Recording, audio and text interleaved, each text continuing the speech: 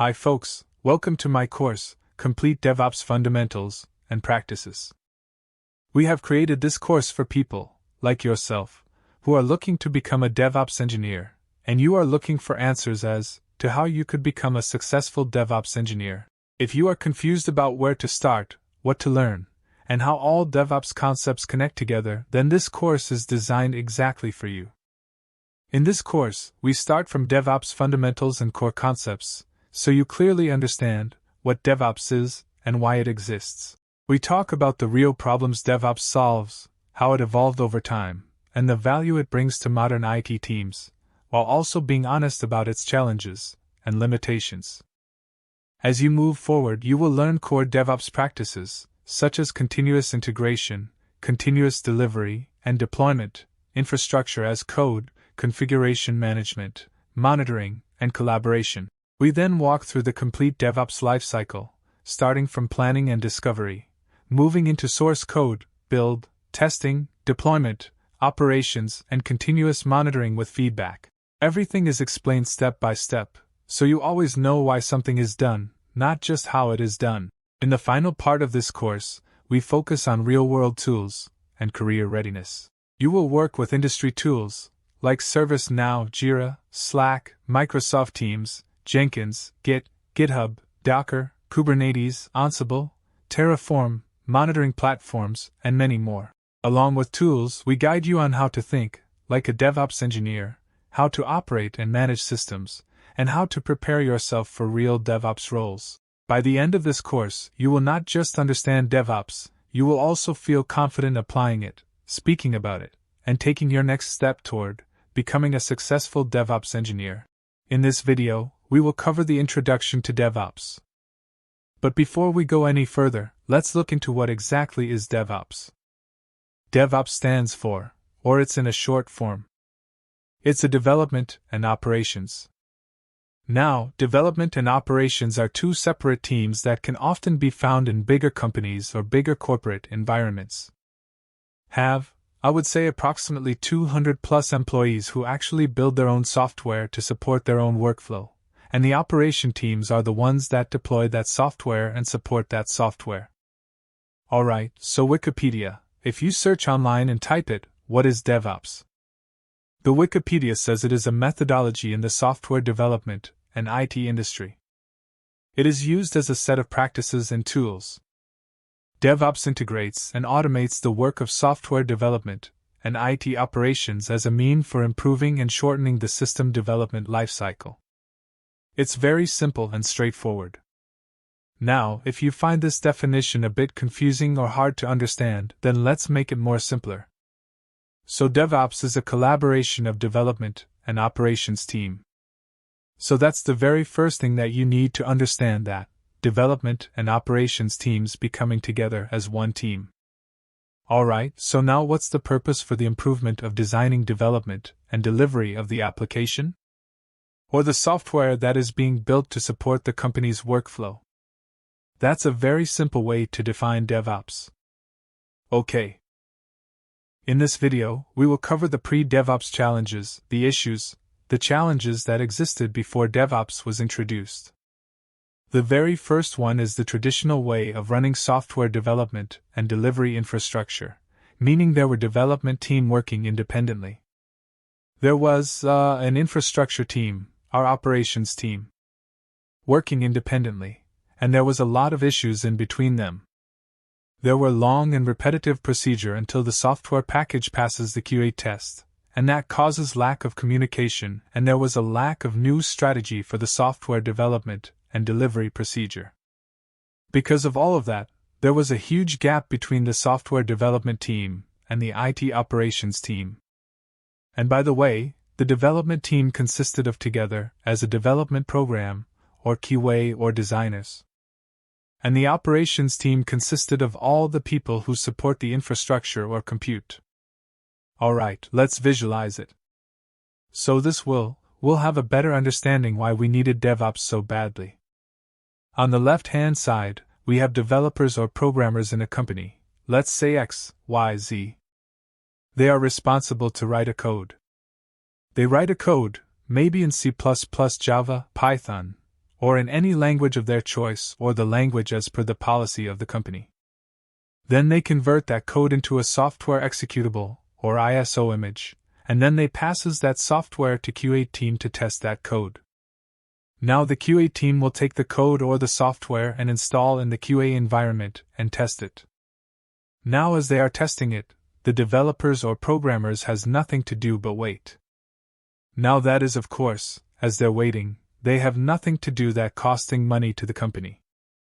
And of course, if the QA team rejects that code or rejects that software, it goes back to developers to rewrite the code and fix it. Back and forth, back and forth. But let's say after a lot of back and forth it passes it, and now it goes to the system administrators or operations team to deploy the code. Now there might be a possibility where there's an issue with the software, and it causes some kind of memory leak in a production environment that it sends it back to the QA. QA sends it back to the developer again. It actually creates huge gap. It takes a lot of time. So let's say if the code gets deployed successfully, now that code or that software is released to the end users. Those are the end users who actually gonna run that application. Now if you are an iPhone user or Android user, you probably noticed the many times that Apple or Samsung will send you updates. Have you ever thought what those updates for, and why do they send it? It's because they found a bug in the newest release software, newest ISO update. That's why they send you that patch update so you could fix it. Now within the company, that application of software goes back to developers so they could fix the bug. So that is why the DevOps became so popular, so we could eliminate the repetitive cycles of these software going back and forth, and to save time and to deliver the best possible software or application for the company. In this video, we will cover the evolution of DevOps. So DevOps is relatively a new concept in software development and operations with its origin. In early 2000s, it emerged as a response to the challenge faced by IT organization and delivering software quickly, reliably, and at scale. So that was the, again, main purpose and challenge why the DevOps was introduced. One of the earliest references to DevOps was in 2008 when Patrick Dubois organized the first DevOps Days conference in Belgium. The conference brought together developers and operations professionals to share the ideas and best practices for improving collaboration and automation in the software development process. Then comes 2009 when John Al-Spa and Paul Hamad gave a talk at the Velocity conference titled 10 Deploys Per Day. DevOps Corporation at Flickr. The talk highlighted how Flickr engineering team had adopted a collaborative approach to software development and operations that emphasized automation monitoring and continuous delivery. Also, the term DevOps itself is believed to have been coined by Andrew Clay Schaefer and Patrick Dubois at an Agile 2008 conference in Toronto, Canada. There are also other thought leaders such as Gene Kim, Jess Humble, and Nicole Ferguson, who have written books and conducted many research on this DevOps subject. Alright, so today DevOps is seen as a key enabler for digital transformation, allowing organizations to deliver software faster and with greater reliability, while also improving collaboration between development and operations team. So once again, you're gonna hear this word collaboration over and over again because the whole purpose of creating DevOps is to collaborate these two teams together so a software can be delivered in an agile manner. In this video, we will cover the value and impact of DevOps as an individual. DevOps is not only important to organizations, but also to individuals working in the field of software development and IT operation. So let's go over some of the reason that why it is important to individual as yourself and why you are here learning DevOps. The very first thing is DevOps is the most high-paid jobs as per CNBC and Glassdoor because this type of skills or DevOps skills, you need to have skills in the development as well as in the infrastructure side. So that's a combination of both skills and you need to know a lot more tools so you could go through the development life cycle. That's why it's one of the most high-paying jobs. Then professional growth DevOps practices require a broad range of skills and expertise, which allows individual to develop their technical and non-technical abilities, as well as gain experience in different areas of software and IT operations. It provides you career opportunities. So DevOps, of course, is in high demand. An individual with experience and expertise in DevOps are highly sought by employers, offering many opportunities for growth and advancement. Then collaboration and communication. So we know DevOps is all about collaboration, so it requires a high level of collaboration and communication. Now that allows individuals to work closely with other teams and stakeholders, which can help them develop important interpersonal and communication skills. When you are working together with other teams and the communication is the key, then you'll learn so much about the business communication, how to communicate in a very professional manner with other teams. Then continuous learning. DevOps require continuous learning and improvement, allowing individuals as yourself to stay up to date with the latest trends and technologies in software development and IT operation. So as I mentioned on the first bullet point, this type of job requires you to know a lot of tools. Now, as those tool changes, the new versions come in, you have to know the newer features offered by each and every tool. So it's a continuous learning. Then moving on, personal fulfillment. So DevOps offer individuals the opportunity to make a meaningful impact on the organization's success, allowing them to take pride in their work and feel fulfilled by contributing to the company's goal. So when you actually build a software and you go through all the life cycle of a product development, you'll feel so good inside that you have done something by following the right procedure. Then higher job satisfaction. When you go through the personal fulfillment, of course it'll provide you higher job satisfaction. So DevOps helps to reduce manual work, eliminate repetitive tasks and automate processes. So, this leading to higher levels of job satisfaction and better work-life balance. Then greater impact. DevOps enable individuals to make greater impact on their organization by delivering high-quality software faster, with greater reliability, and at a lower cost. This can lead to a greater sense of purpose and fulfillment in their work. So in summary, DevOps skills are highly valued by employers and individuals, as you who master these skills can actually enjoy a fulfilling and rewarding career in the software development, and of course at operation fields. While DevOps provide many benefits, but there are some potential challenges and limitations that organizations should be aware of. Before I start explaining the drawbacks of DevOps, let me remind you that DevOps is focused on removing the roadblocks and making the application release process a lot easier, streamlined, automated, always accessible to users. Automation refers to techniques that minimize human efforts while fixing issues. You can't just say to the end user, "Hey, please hang on for a few days. We'll come back to you after we fix things for you." Right now, I'm heading further to explain today's topic, which is about challenges and limitations of DevOps.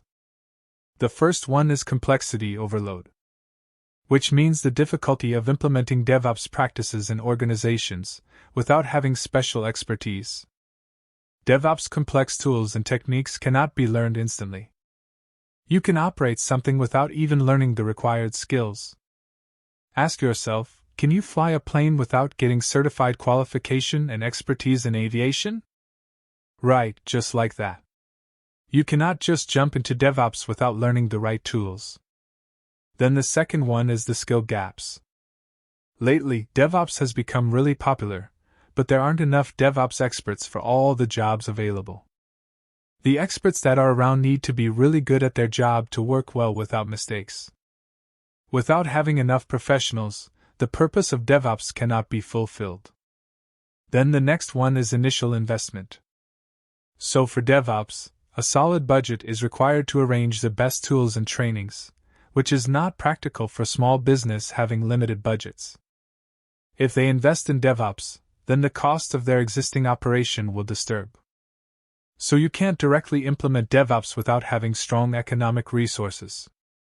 And when I say resources, it doesn't really mean the money, only it means the right number of professionals with the right expertise, tools, equipments, trainings, and most importantly, the time then are resistant to change.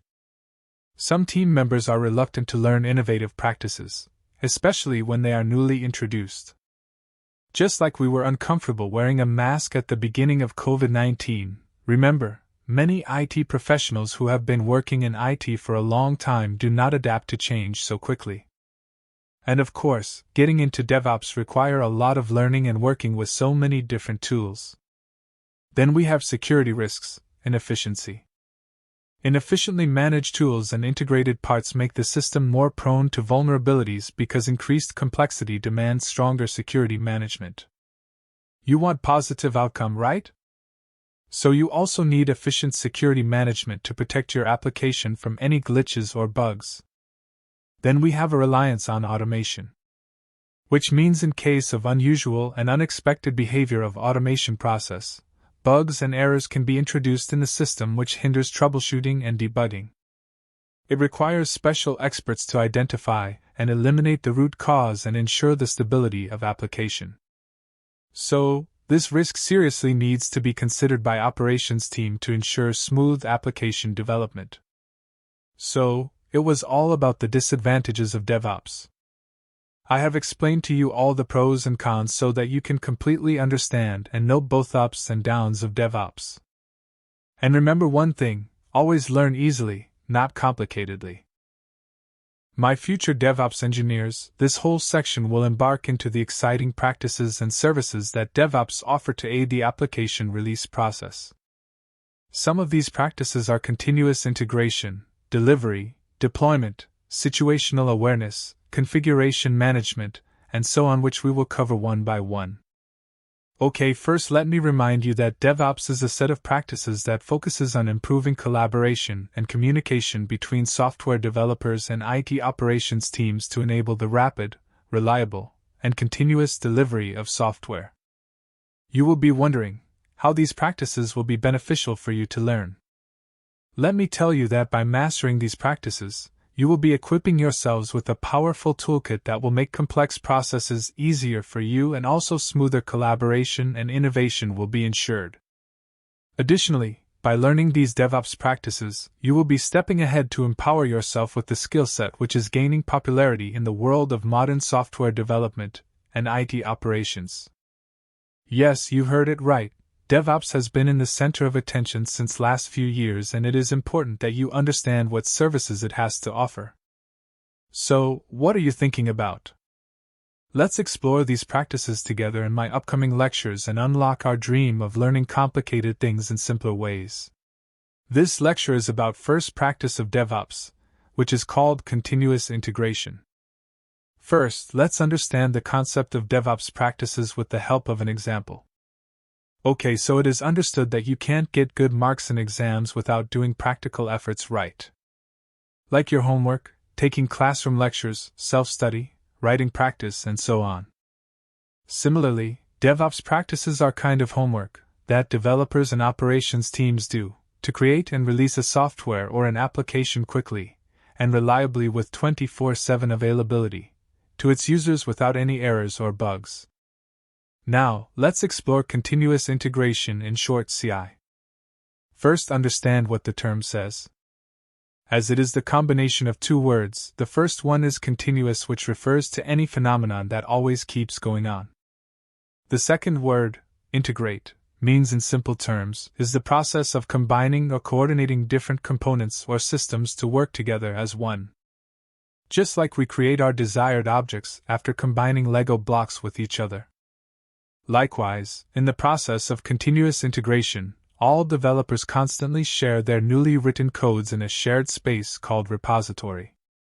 This code is automatically checked with the pre-existing codes. It is done to make sure that there are no differences or errors between newly created or pre-existing codes. If there are any conflicts or errors, they are immediately fixed, so that a pile of problems won't be created at the end to delay further tasks. This process keeps going on whenever any new application is developed and updated. The compatible code changes are made this way, promising overall project stability. Now all of this is done automatically, which means human involvement is minimum in this process. In short, CI is aimed at timely addressing of problems, minimization of manual efforts, ensuring reliable and constant integration, testing and validation of code changes. In case of successful code compatibility, the process moves towards the next step, which is deployment. We will learn about deployment in next lectures. So, you can simply define continuous integration as the automated practice of frequently combining and testing code changes by different team members so that software can run speedily and efficiently. Now, this is done by various methods, including: the first method is automated testing.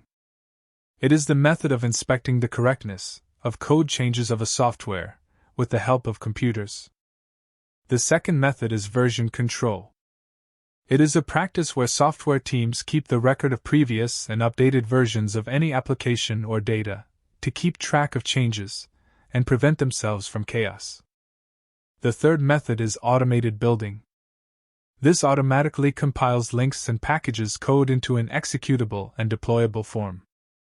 The fourth method is code quality checks.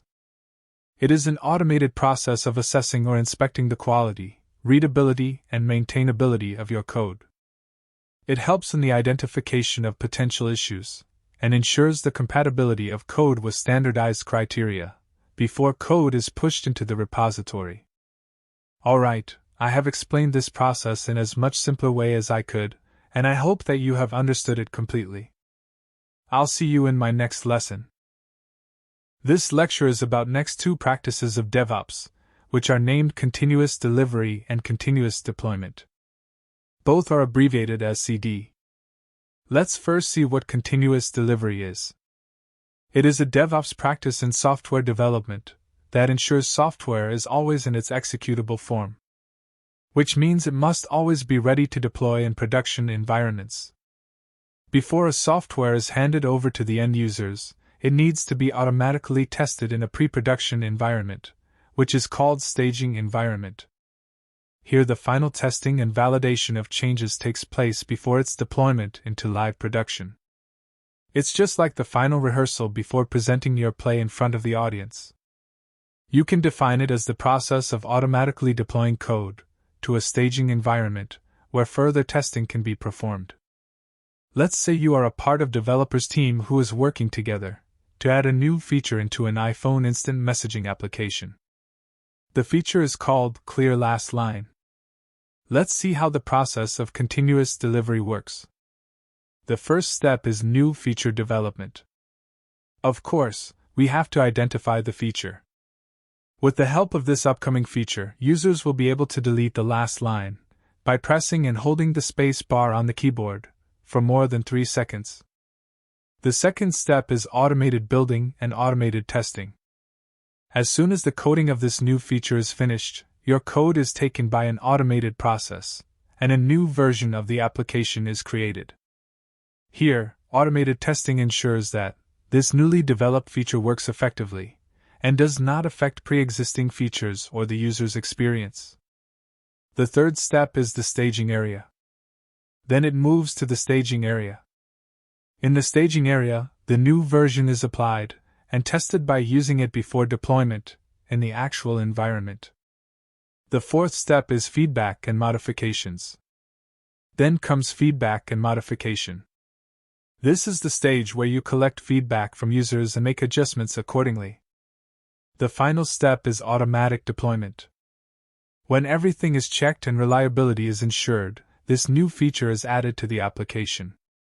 So, continuous delivery ensures that this app keeps updating more frequently with more exciting features, offering more engaging users' experience and premium performance. Okay, this is how continuous delivery works. Let's move on towards the next exciting practice, named continuous deployment. In continuous deployment, finally all previously tested code changes are automatically and continuously deployed to production environments. Due to the automated deployment of changes, we can save a lot of our time as software can be rapidly released, with no compromise on its quality. It also reduces time for deploying new features and fixing errors. And do you know what the amazing part is? The users can enjoy exciting new features and have immediate access to updated software versions. You only have to update the app and it is good to go. Please note that, It's not like once software is provided to end users, and the teams have no concern afterwards. Things don't work like this in continuous deployment. The process of updating features and fixing bugs never stops. Rather, it involves further monitoring and rollbacks in case of problems. That's why it is called continuous deployment. Now, let's summarize how continuous delivery and deployment differ from each other. So, continuous delivery automatically releases the software changes to the staging or pre-production environment for finalized testing, while continuous deployment automatically deploys these tested changes to production environments to make it quickly accessible to end users. Hey, beautiful people! In this lesson, we will learn another important practice of DevOps, which is situational awareness. Let's first understand the real meaning of the term under the umbrella of DevOps. Situation is the current state or condition of the software-related environment at a particular time, whereas awareness is your acknowledgement about the situation. So in DevOps, situational awareness is the practice of continuously observing and understanding the current state of your software system, infrastructure, and operations. It includes other different elements like system performance, error frequency, security threats, use activity, and other related information. This awareness is really crucial for spotting errors, detecting potential risk, and making informed decision for the consistent reliability and performance of an application. Another thing, the concept of situational awareness originally comes from the field like aviation and military, where operators must maintain a constant real-time understanding of many factors to make a rapid decision in complex and fast-changing environment. Okay, here are some of the tools and practices that we'll go over that enhance situational awareness in DevOps. The first one is monitoring and alerting tools that provide real-time monitoring of the systems, applications, and infrastructures and alert teams when anomalies are detected. Then we have log analysis, centralized logging solutions that allow for searching, analyzing, and visualizing logs in real time, can provide insights into system health and performance. Then the next one, we have dashboards. This is a helpful approach in situational awareness. With the help of dashboarding, every activity is displayed on screen and you can visually see what's going on in the system environment. Due to this visual representation of the current state of system bugs or issues can be conveniently identified. It's just like spotting any suspected behavior of people by watching the CCTV footage of a public cameras. Then we have postmortems. Root cause analysis when things go wrong, conducting a thorough analysis to understand the cause, and then putting measures in place to prevent recurrence. In short, situational awareness is aimed at helping DevOps teams to timely address problems, maintain system reliability, which in turn improve overall system performance and provides great user experience with minimized downtime. In the next lesson, we will explore additional dev practices, so we'll see you there. In this video we will cover another fundamental DevOps practice, known as infrastructure as code. It is abbreviated as IAC. In simple words, infrastructure as code, in short IAC, is the managing and provisioning of infrastructure through code instead of manual process. Now let's describe this in more detail. First, what infrastructure in IT? Infrastructure includes resources such as servers, networks, databases, or applications, and provisioning means to configure or set up these infrastructure resources. The pre-DevOps days, the infrastructure was set up manually one by one, which was tedious work. Now with DevOps IAC practices, the provisioning of infrastructure is all automated by writing a code, and that is called infrastructure as code. This approach is used by software development and IT operation teams to streamline and automate the process of delivering and managing software systems. This makes it easier to manage and automate the configuration and deployment of infrastructure.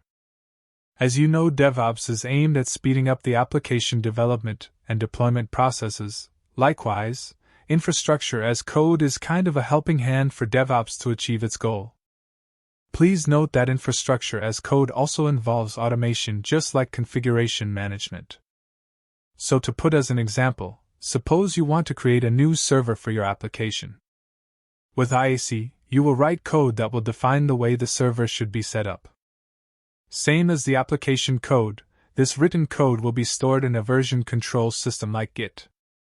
We will learn about Git when we go over all DevOps tools in detail. When a new server is needed, you will simply run this code and IAC tools will take care of the creation and configuration of server according to your code. This process is consistent and repeatable. And do you know what the good part is? You can easily audit and modify this process whenever you need it. Some DevOps tools like Terraform, Ansible, and Puppet are commonly used as IAC tools that aid in the management of infrastructure as code. Of course, we'll learn about all of them later. These tools provide a way to describe or express infrastructure in a human-readable format, and these descriptions are automatically applied to create and maintain IT environment afterwards. Like other DevOps practices, infrastructure as code also offers multiple benefits. Let's have a look at these. The first benefit is consistency and faster deployment. It ensures that the infrastructure is set up in the same manner each time, which reduces errors caused by manual configuration. Moreover, due to the involvement of automation in infrastructure as code, the deployment process becomes faster. The second benefit is scalability. When your application needs to grow, you can easily create and manage multiple servers and resources with the help of infrastructure as code. In this way, the application is able to handle more users or data. The third benefit is version control. As the code is stored in version control systems, changes can easily be tracked, and you can easily roll back to previous steps when needed.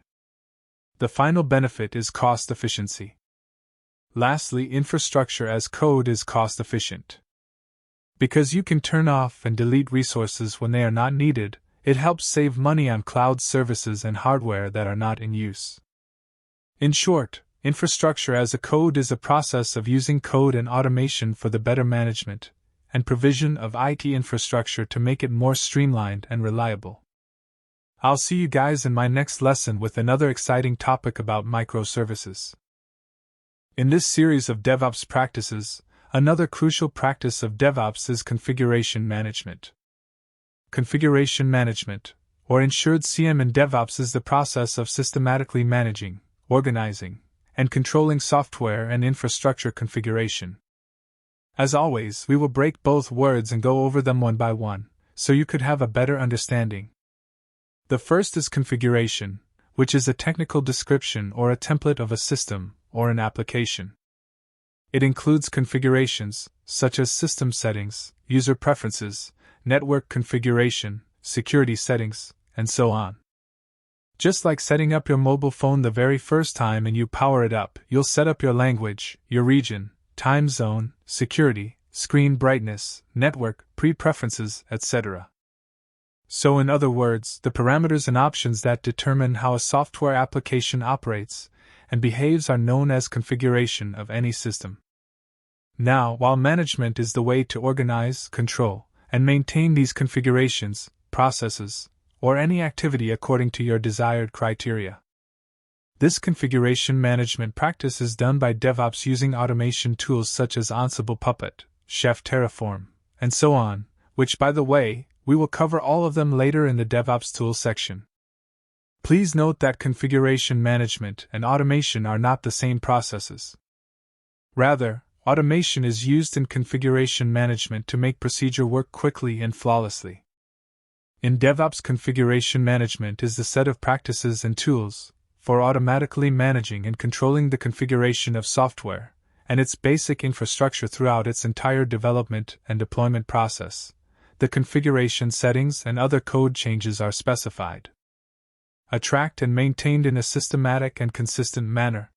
You can also say that configuration management is used to personalize the behavior of software according to your needs. Just like you have a magic wand and you could adjust and make the software behave as you want, then it can apply to other systems over and over again. Let's see how it works. First, it defines the required state of software or infrastructure in the form of code or script. These codes are automatically read by automation tools, and these tools automatically apply the settings. The code is updated whenever changes are needed. Lastly, the job of our automation tools is to make these changes compatible with the system. Now let's go over as to why configuration management is so important in DevOps. The first one is its consistency. As software gets promoted across various environments, for example, development testing, staging, and production, configuration management ensures consistency across all these environments. Then we have reproducibility.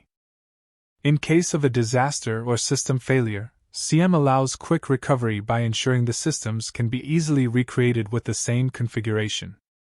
Then we have audit and compliance. CM tools can track changes and provide a history of configuration, helping in audits and maintain a regulatory compliance.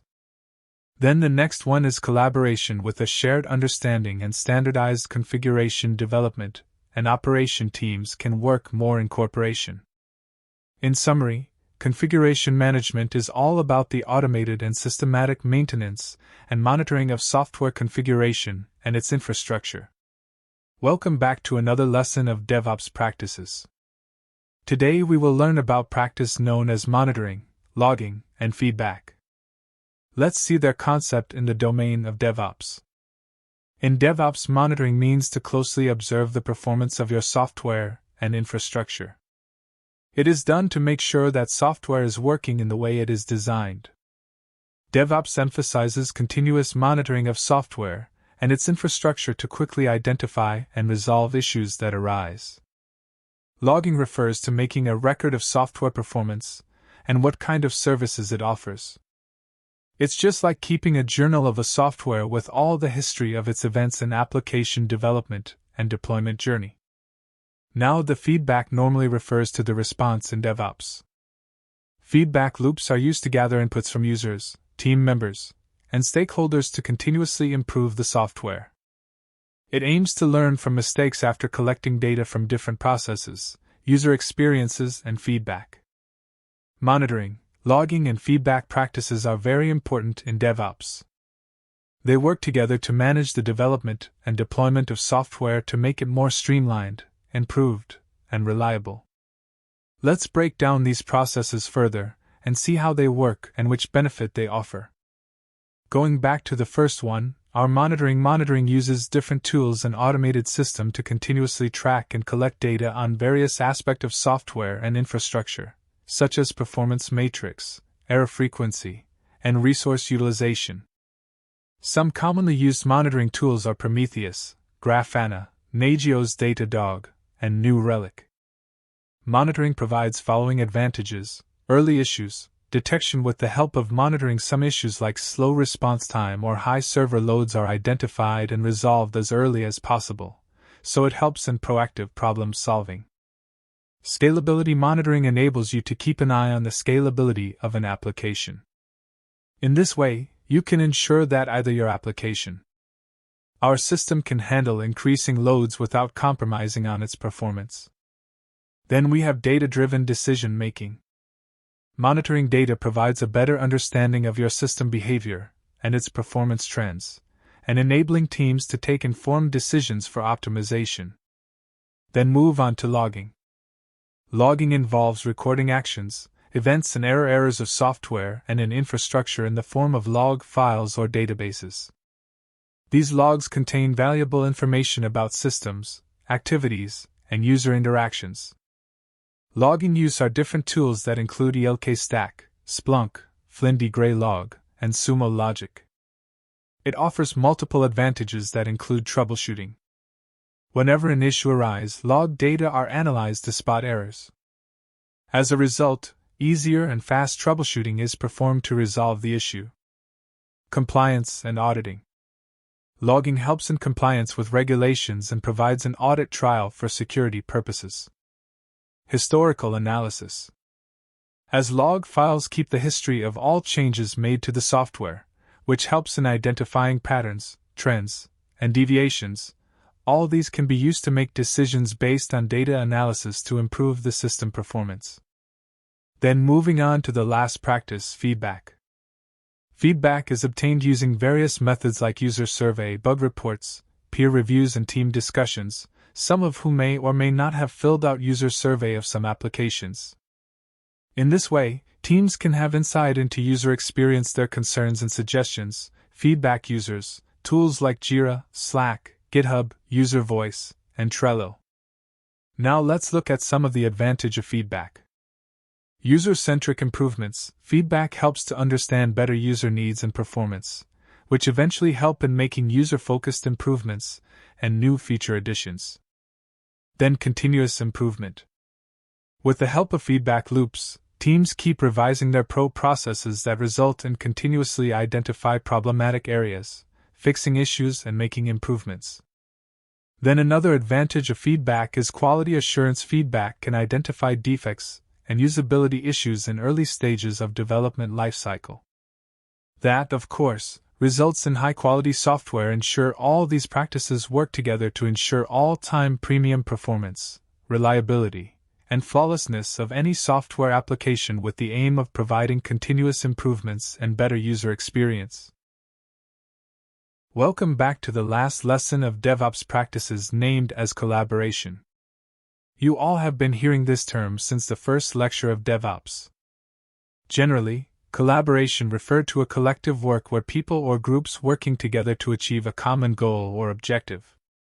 Likewise in DevOps, collaboration is a set of practices that aims to improve communication and cooperation between development, IT operations, and other teams to deliver software more reliably, efficiently, and in time-saving manner.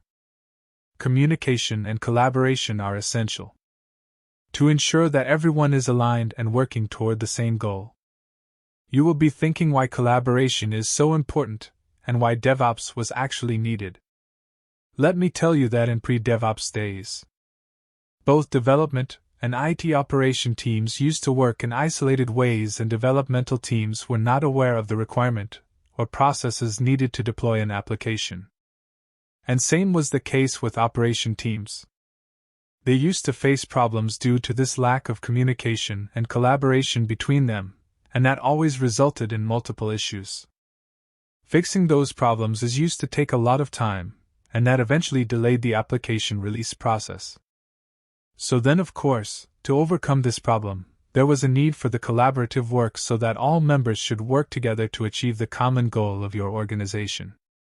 That's why DevOps was introduced. To build collaboration and communication between teams, and it made processes speedy using automations. Of course, collaboration involves a combination of communication, coordination, and collaboration tools that facilitate teamwork and information sharing among team members. These tools include Slack, Asana, Bitbucket, GitLab, Git, Microsoft Team, and so on. Let's see how collaboration in DevOps works. Cross-functional team is the first one in line. DevOps encourages the formation of cross-functional team that includes members from various disciplines such as developers, operation quality assurance, security, and business stakeholders. These teams work together on a shared goal, and that goal is to deliver high-quality software or application and shared goals and objectives. The purpose of the collaboration is that teams have a common understanding of goals and objective of the software development and delivery process. Teams align their efforts to achieve their determined aims, which are faster delivery, improve reliability, and enhance customer satisfaction. Then communication. Effective communication is crucial in DevOps collaboration. Teams should establish open and transparent channels for communication purposes so they can share information, updates, and concerns with each other. Then automation and tooling. Automation and DevOps tools facilitate the collaboration. Automation reduces manual, error-prone tasks that DevOps tools enable teams to collaborate on. Code integration, testing, deployment, and monitoring. Then the last one is a security integration. Through collaboration, security is integrated into DevOps processes. Security teams work with the development and operation teams to identify and address security vulnerabilities and compliance requirements through development lifecycle. Furthermore, collaboration is essential in continuous integration delivery, deployment, feedback loops, and some other development practices. In summary, Collaboration is aimed to replace all ways of isolated work patterns by mutual work environment with shared goals and align efforts between teams that, of course, aid DevOps to achieve its goal. So now DevOps practices come to their end. I will see you in the next section. Hey folks, in this entire section, I will be covering the DevOps lifecycle, which is used to develop an application. Moreover, we will also find out why professionals use infinity loop to represent DevOps. So DevOps lifecycle primarily consists of 8 stages, which are as follow: discovery and plan, code, build, test, release, deploy, operate, and monitor. The first few stages explain the development aspects, and the rest of them are about testing, delivery, and deployment of an application. I will explain all of them one by one in my upcoming lectures. After going through this section, you will be completely aware of how an application is developed and launched from its initial stages to its final steps.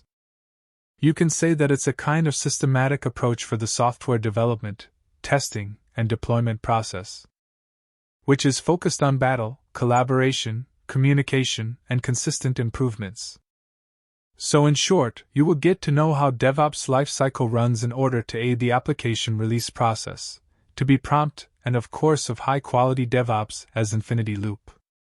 You will see a diagram or a picture of this infinity loop whenever you come across DevOps lifecycle. It is because DevOps is continuous in its nature and its lifecycle phases relate to each other in DevOps. The purpose of this infinite cycle is to make continuous updates to software. It is done to create a better version with every passing date.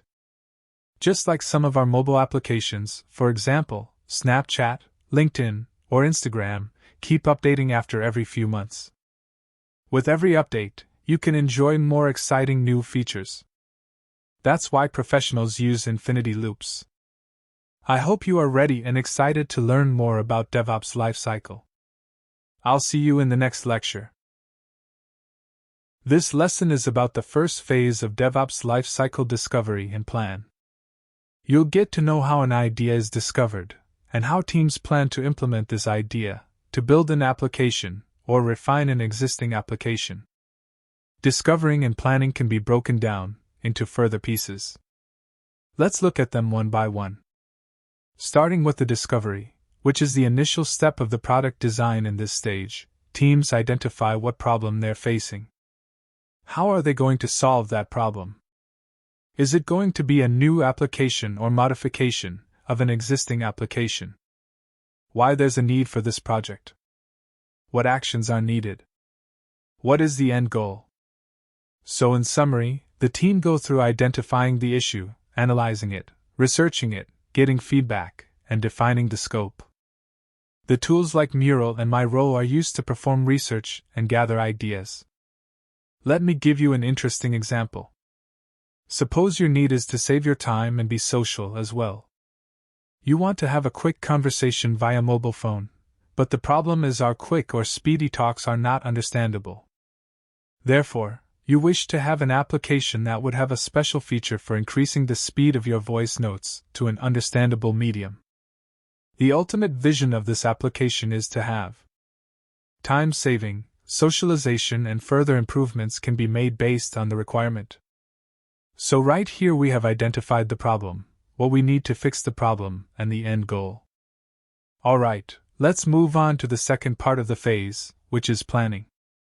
In this most basic phase, the software development team plans every smaller and bigger details about upcoming software by taking needs, requirement, and objective into consideration. Teams plan which member of the team will work on which part of the application.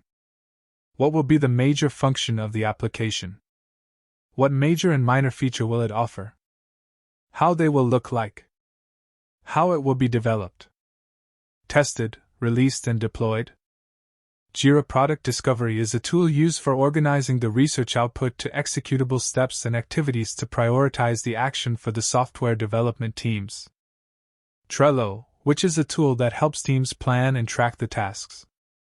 The selected approaches for software development, programming languages, and development model are decided and recorded prior to the execution of plan. Following activities are included in this step: requirement gathering, This involves gathering information about the project requirement, business objectives, and user needs. Then we have prioritization based on the requirement gathered. The development team and stakeholders prioritize the work that needs to be done. Coming next in resource allocation, this is where teams determines what resources are needed to complete the work, such as personnel, hardware, or software. Then the next one is estimation. Team estimate the time and effort required to complete each task and overall project. Then comes scheduling. Team creates a detailed schedule for the project, including milestone and deadlines. The next one is a risk assessment. Team identifies potential risks that could impact the project and develops a plan to minimize their effect. The last one is communication plan. Team develops a communication plan to ensure that all stakeholders are informed about the project progress and any changes that may occur. The tools that are used during the communication are Slack, Jira, Software, and Confluence. Some other tools that are involved in this phase are Trello and Asana too. So yeah, that's all about discovery and plan. In the next lecture, we'll go over second phase of DevOps life cycle, which is code. See you there. Welcome back to another lesson about next phase of DevOps lifecycle, which is code. I will also tell you the name of the tools, which are used in this phase, and of course some of them we will explain later on. It is the second and most important phase of the software development lifecycle where the actual coding and development of the software application gets started. And that's why it is foundational for all next stages. The coding phase typically involves the following stages. First one is development or writing. Developers start writing or modifying the actual code based on the requirements and design specification outlined. During the discover and plan phase, codes are written using programming languages and development tools. Best coding practices are followed to ensure maintainability, readability, and efficiency of the code. Code is frequently committed to the version control system to ensure that its changes are saved and other team members can access the latest version. Then the next one is code review. Once the feature or part of the code is completed, it is reviewed by other developers to ensure that it is written according to the best practices and meets the project requirements. Other developers look at the code to spot potential issues to ensure coding standards are met and provide feedback for improvements. Then unit testing. Developers write and execute unit tests to verify that either individual units or components of the software works as intended. These tests ensure that each part of the software performs correctly under various conditions. Automated testing tools may be set up to run these tests frequently, ensuring that the new code changes have not introduced any bugs. Automated and manual tests are conducted to ensure the code works as expected and meets the requirement. It helps in bugs, identification, and early addressing of issues. Moving on to integration and continuous integration, as developers complete the individual parcel or features, code is integrated with the main code base.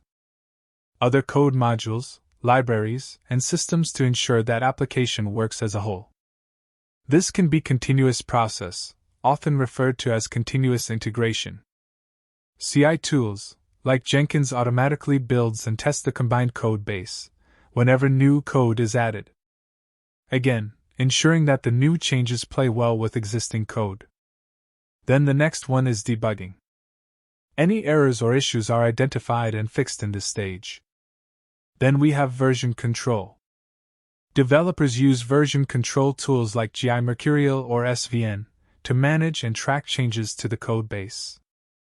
It helps to maintain a history of code changes and ensures that multiple developers can work simultaneously without overriding each other's work, and that changes can be rolled back if needed.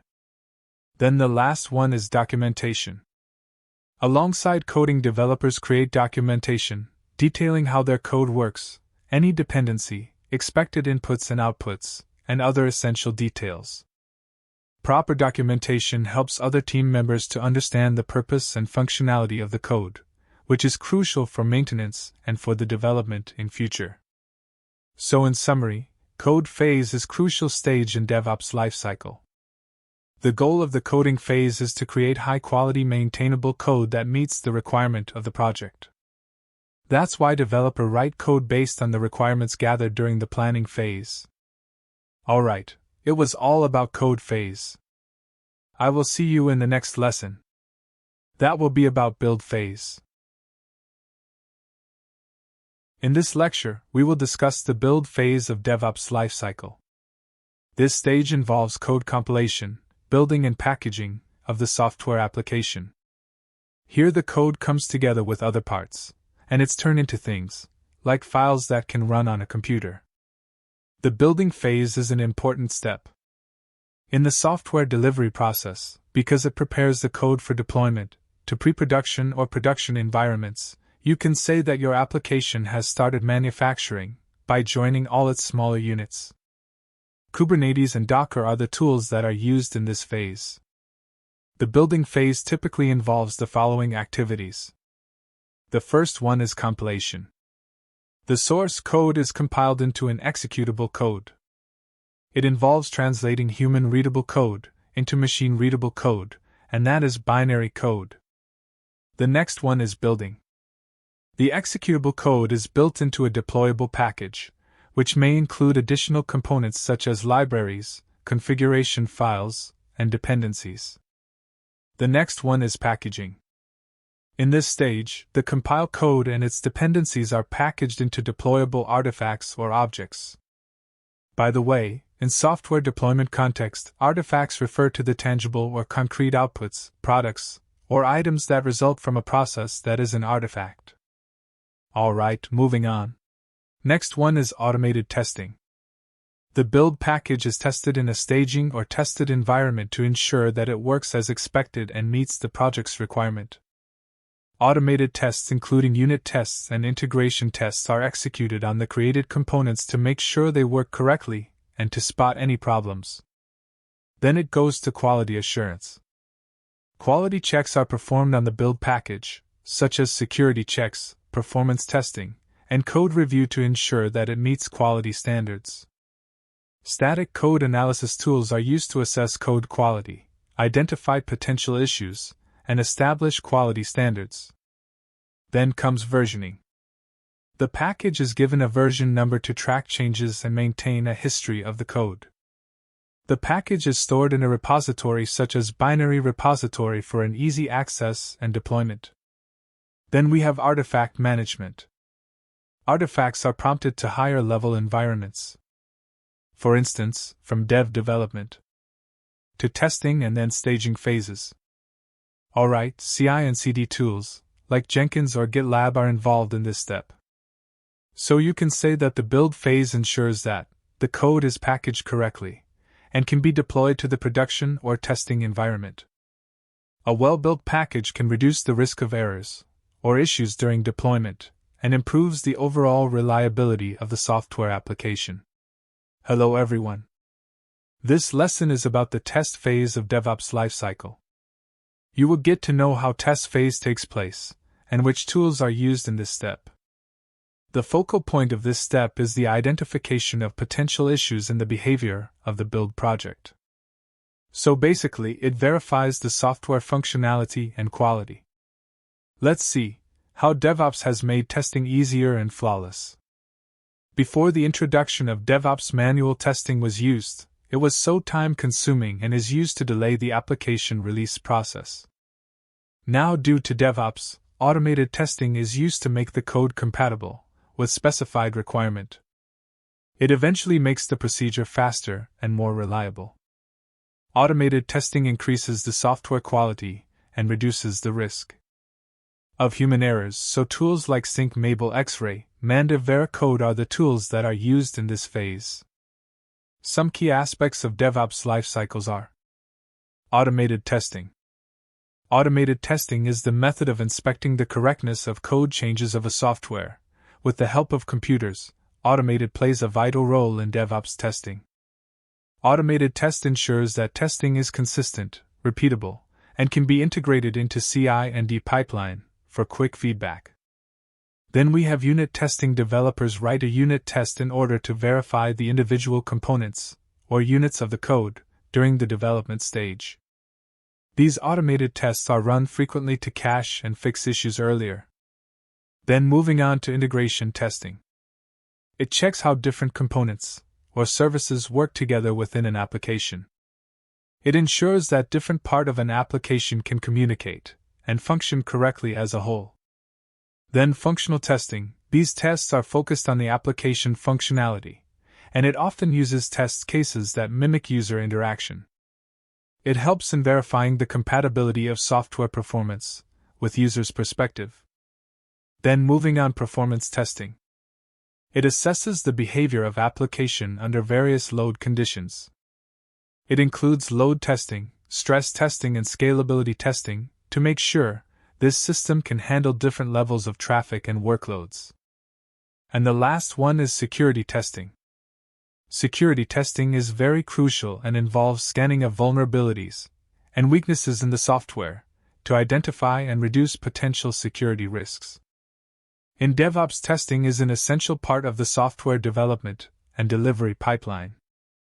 Its goal is to spot and address issues early in the development process, enabling faster and more reliable software delivery. Automated testing and continuous integration are key approaches helping teams to deliver high-quality software at a rapid pace. Alright, it's all about test phase of DevOps lifecycle. I will see you in my next lesson. Hello, and welcome to the next phase of DevOps lifecycle release. In the DevOps lifecycle, a release refers to a specific version of a software application or system that is considered stable, tested, and ready for deployment to a production or target environment. It is time. And finally, the hard work of designing, building, and testing pays off as software is ready to be distributed. After the software application has passed the previous stages of lifecycle, it enters into its crucial stage of application release. From this stage, operations teams start working on the application, and it is made available to users or customers. The main focus of this phase is ensuring that the software is delivered to customer stakeholders and end user. In addition to the technical aspect of the release phase, it is also important to consider the business and customers' impact. This involves activities such as coordinating with end users, updating documentation, making training materials, and monitoring users' feedback. It is done for 3 reasons. Number 1. To ensure that the necessary infrastructure and resources are in place. Number 2. To monitor the deployment progress. And number 3. To test the application in the production environment. Let's see how release phase works step by step. First one is deployment. It's like putting your software on a server or computer so that people can access it. Tools like Docker and Kubernetes help in this step during release phase. The deployment process must be executed in a controlled manner to minimize its disruption and ensures that application quality, reliability, and availability. Then the next one is automation. Automation tools like Jenkins or Circle CI help in doing things automatically and without manual efforts. It may involve installing software on different servers. The next one is testing. The performance of an application is checked by testing. Selenium or Jet tools are involved in testing. Then monitoring. A continuous monitoring ensures the stability and reliability of an application. Therefore, tools like Nagios or Prometheus helps in the monitoring. Then the last one is rollback. In case of any problem, software is rolled back to fix issues. Ansible or Chef tools can help in this step. Overall, the release phase is a crucial component of the DevOps process, as it enables teams to deliver high-quality software to users and customers in a timely and efficient manner. Hey, welcome back to another lesson about phases of DevOps lifecycle. Today we will discuss the deployment phase. Deployment is the process of taking the developed code and putting it into a live production environment where users can use it and interact with it. The deployment phase involves automating the process of moving code from development to production, ensuring that the application is reliable, scalable, and secure. After the software has passed through the development, testing and integration phases, it is actually deployed to the target environment such as production servers. In simple words, all the previously built components of applications are automatically reviewed and tested. In case of successful inspection, required application will move for further or roll back to previous stages as a result of inspection failure. The deployment tools include Jira Software, Bitbucket, and AWS Code Pipeline. Let's see how deployment phase works step by step. The first one is code preparation. The code is packaged and prepared for deployment with the dependencies and configuration files included. Then next one is infrastructure setup. This involves setting up the target environment for the application, including configuring the necessary hardware, software, and network components. This also involved creating or updating servers, configuring databases, and installing any necessary dependencies. Then operating system installation. It involves installing the software on servers or other computing infrastructure, where it could run servers. Could be like Linux or Windows, or any other operating system, where application can successfully install and function. Then we have deployment automation. The deployment process is automated using a continuous integration, continuous deployment pipeline, which ensures that the application is deployed consistently and efficiently. Then, of course, we have testing after the application is deployed. Various types of testing are performed to ensure that the application is working as expected and meets the quality standard. Then the last one is rollback. In case of any issues during the deployment or testing, the deployment process should have an automatic rollback mechanism to go back to the previous version of the application. So, in summary, the deployment phase is a critical part of the DevOps lifecycle process. It is ensuring that the application is delivered to the end users in a timely and reliable manner. Automating the deployment process helps to reduce human errors, increase efficiency, and ensures that the application is deployed consistently and reliably every time.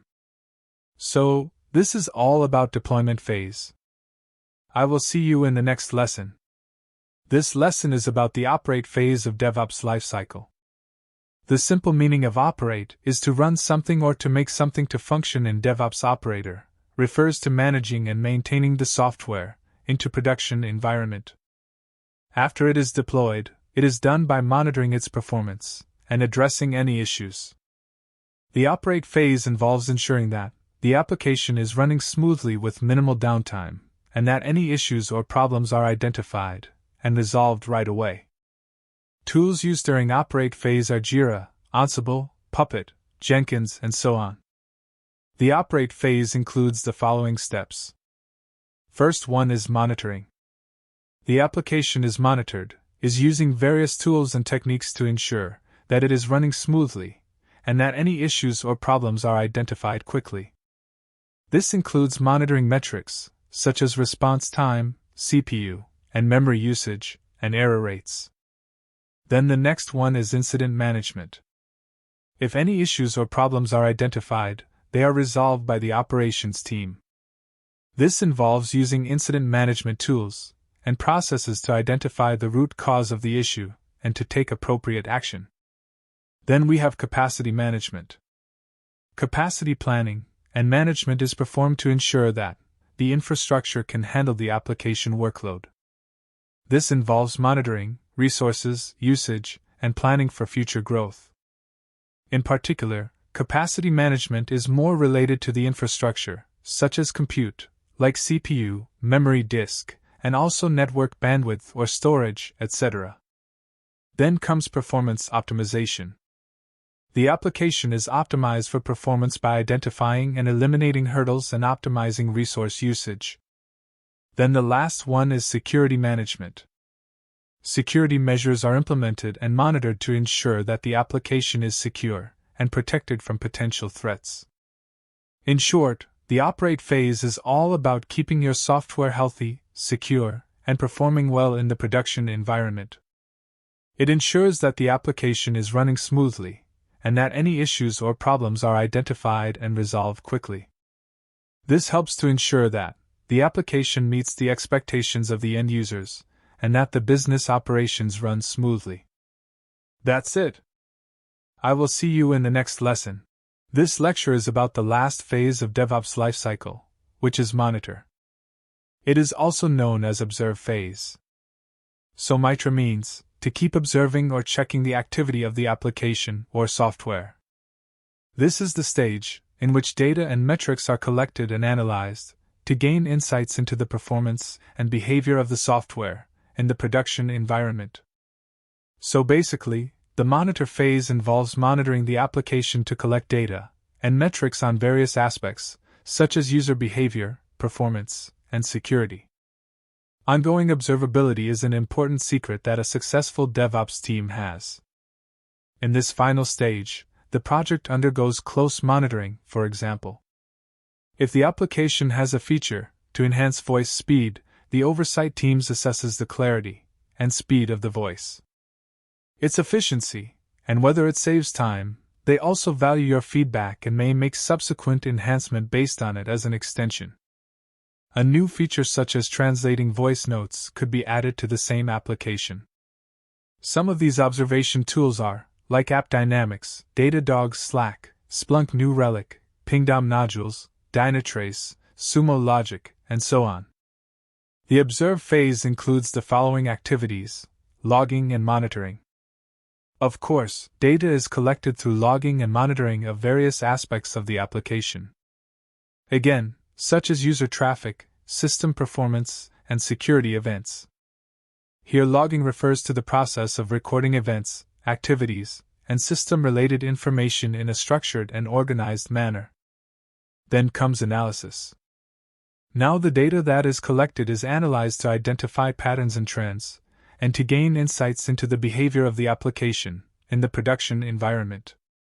Then the feedback, the insight gained from the analysis of the data are used to provide feedback to the development team and improve the application. Then the last one is continuous improvement. The same cycle keeps going on back and forth like infinite loop. Based on the feedback received, the development team makes improvement to the application and its process to enhance its performance and reliability. So in summary, in this final step of DevOps process, teams watch the app closely to make it better and fix problems. They see how the app works in real world and use a feedback to improve it. This helps them know how the app is doing, how users feel, and if the product is successful. The stages of DevOps lifecycles are now complete. I have done my best to present this topic clearly, and I hope it's been helpful for you.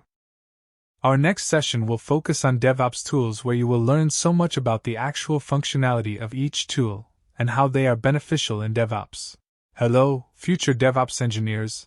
I am so excited to tell you that you are just a few steps away from your destination. The most crucial phase of your journey of learning DevOps has started, where you will explore all the DevOps tools you need. This section contains all the core and some other major tools that are used all through the DevOps lifecycle, from its discovery and plan phase to the monitor stage. Some communication and collaboration tools that are used in the DevOps lifecycle will also be covered in this entire section. You will learn around 20 plus DevOps tools in this section. In this fast-paced world of software development, efficient collaboration and automation has become the need of successful and bigger organizations. It is almost not possible to fulfill our goal of streamlining the software delivery process without using DevOps and its tools. You might be wondering, what are DevOps tools? DevOps tools are actually a set of software and technologies that are used to facilitate and automate the DevOps lifecycle and its other aspects. These practices smooth the collaboration and communication between software development and IT operations teams. Please note that some DevOps and communication tools are used in more than one stage or phase of the DevOps lifecycle, and some are limited to just one stage.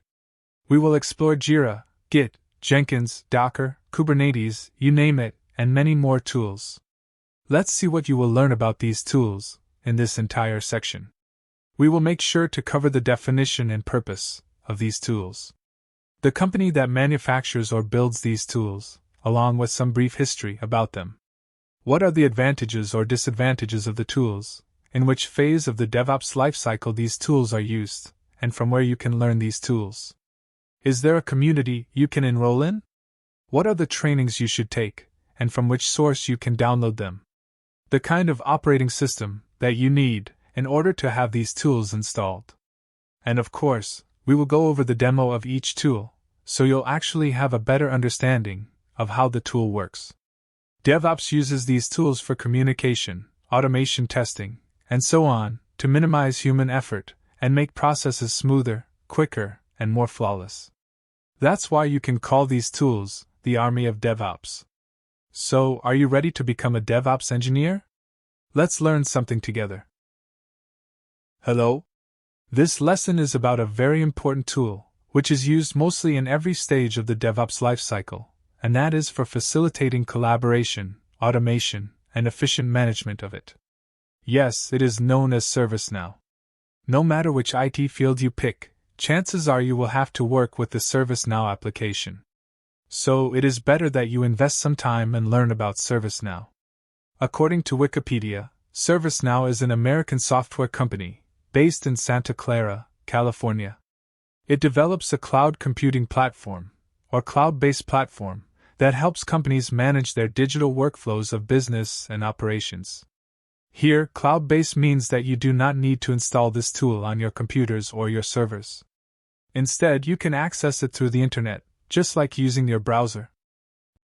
In the DevOps world, the purpose is to enhance collaboration and automation by streamlining workflows. Right now, due to ServiceNow, teams can quickly resolve issues, deliver high-quality software, and provide services to users. ServiceNow is used almost in all phases of the DevOps lifecycle, as I mentioned previously. However, its major usage is involved in the planning phase. It is often used as a ticketing system, and a ticket is a digital record used to track and manage work in an organization. Common types include incident tickets, change tickets, request tickets, and so on. Alright, let's look at the history real quick. In 2003, Fred Luddy established the company initially as GlideSoft Incorporation. Currently, as of today, Bill McDermott serves as the CEO of ServiceNow. Furthermore, in 2012, the company went public and began offering its shares on the stock market. Notably, a majority of ServiceNow shares are held by institutional investors, including prominent entities like the Vanguard Group and T. Rowe Price Associates, among others. The goal of ServiceNow is to enhance global productivity and create a better working environment for everyone. It provides benefits such as collaboration, automation, and teamwork, making work easier and faster. Now, let's go over some of the specific purposes and applications of ServiceNow. The first one is IT Service Management, also known as ITSM. ServiceNow's ITSM solutions offer a full suite of tools to manage and streamline IT support services. This includes incident management, problem management, change management, and more. The next one is IT Operations Management. ServiceNow assists organizations in gaining visibility into their infrastructure, automating discovery of IT assets, and optimizing cloud resources and service health. Then comes IT Business Management. This helps align projects with business goals, manage resources more effectively, and gain insights into project portfolios. Next is Employee Workflow. ServiceNow provides tools for HR departments to onboard new employees smoothly. Another one is Customer Workflow. It enhances customer service operations by managing customer requests, issues, and inquiries more effectively. Then comes Security Operations. ServiceNow helps in responding to, resolving, and preventing security threats in a more structured manner. This includes incident response and vulnerability management. Next is Software Asset Management. This product manages and optimizes software licensing, reduces overspending, and ensures compliance with licensing agreements.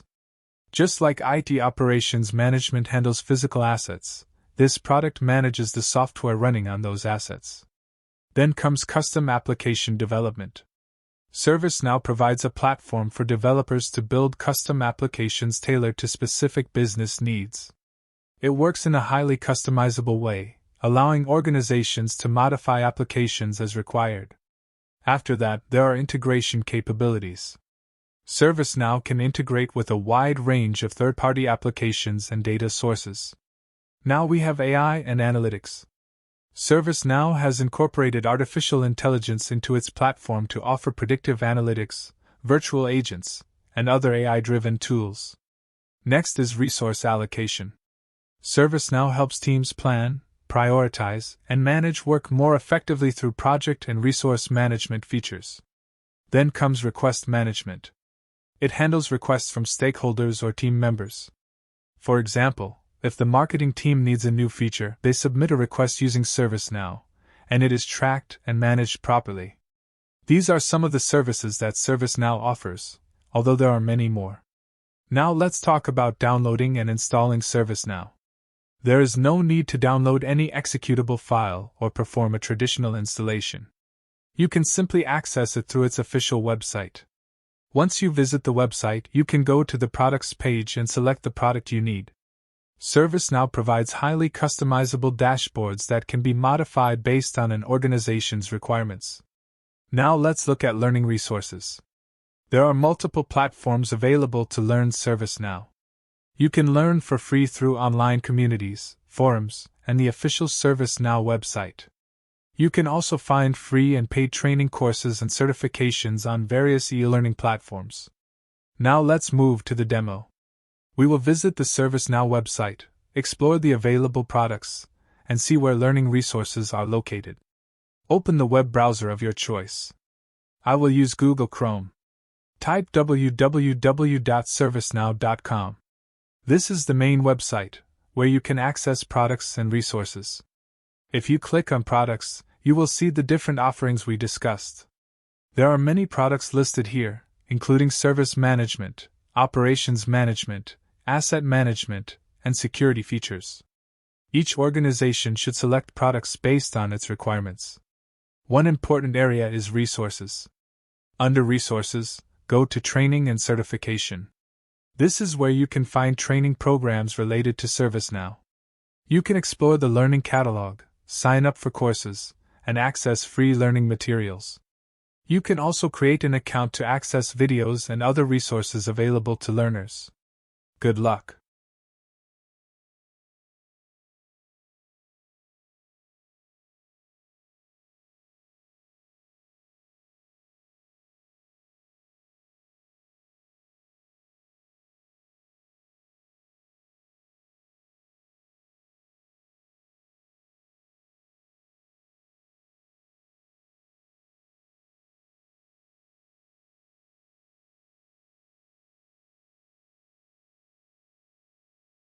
Welcome to another DevOps tool, Slack and Microsoft Teams.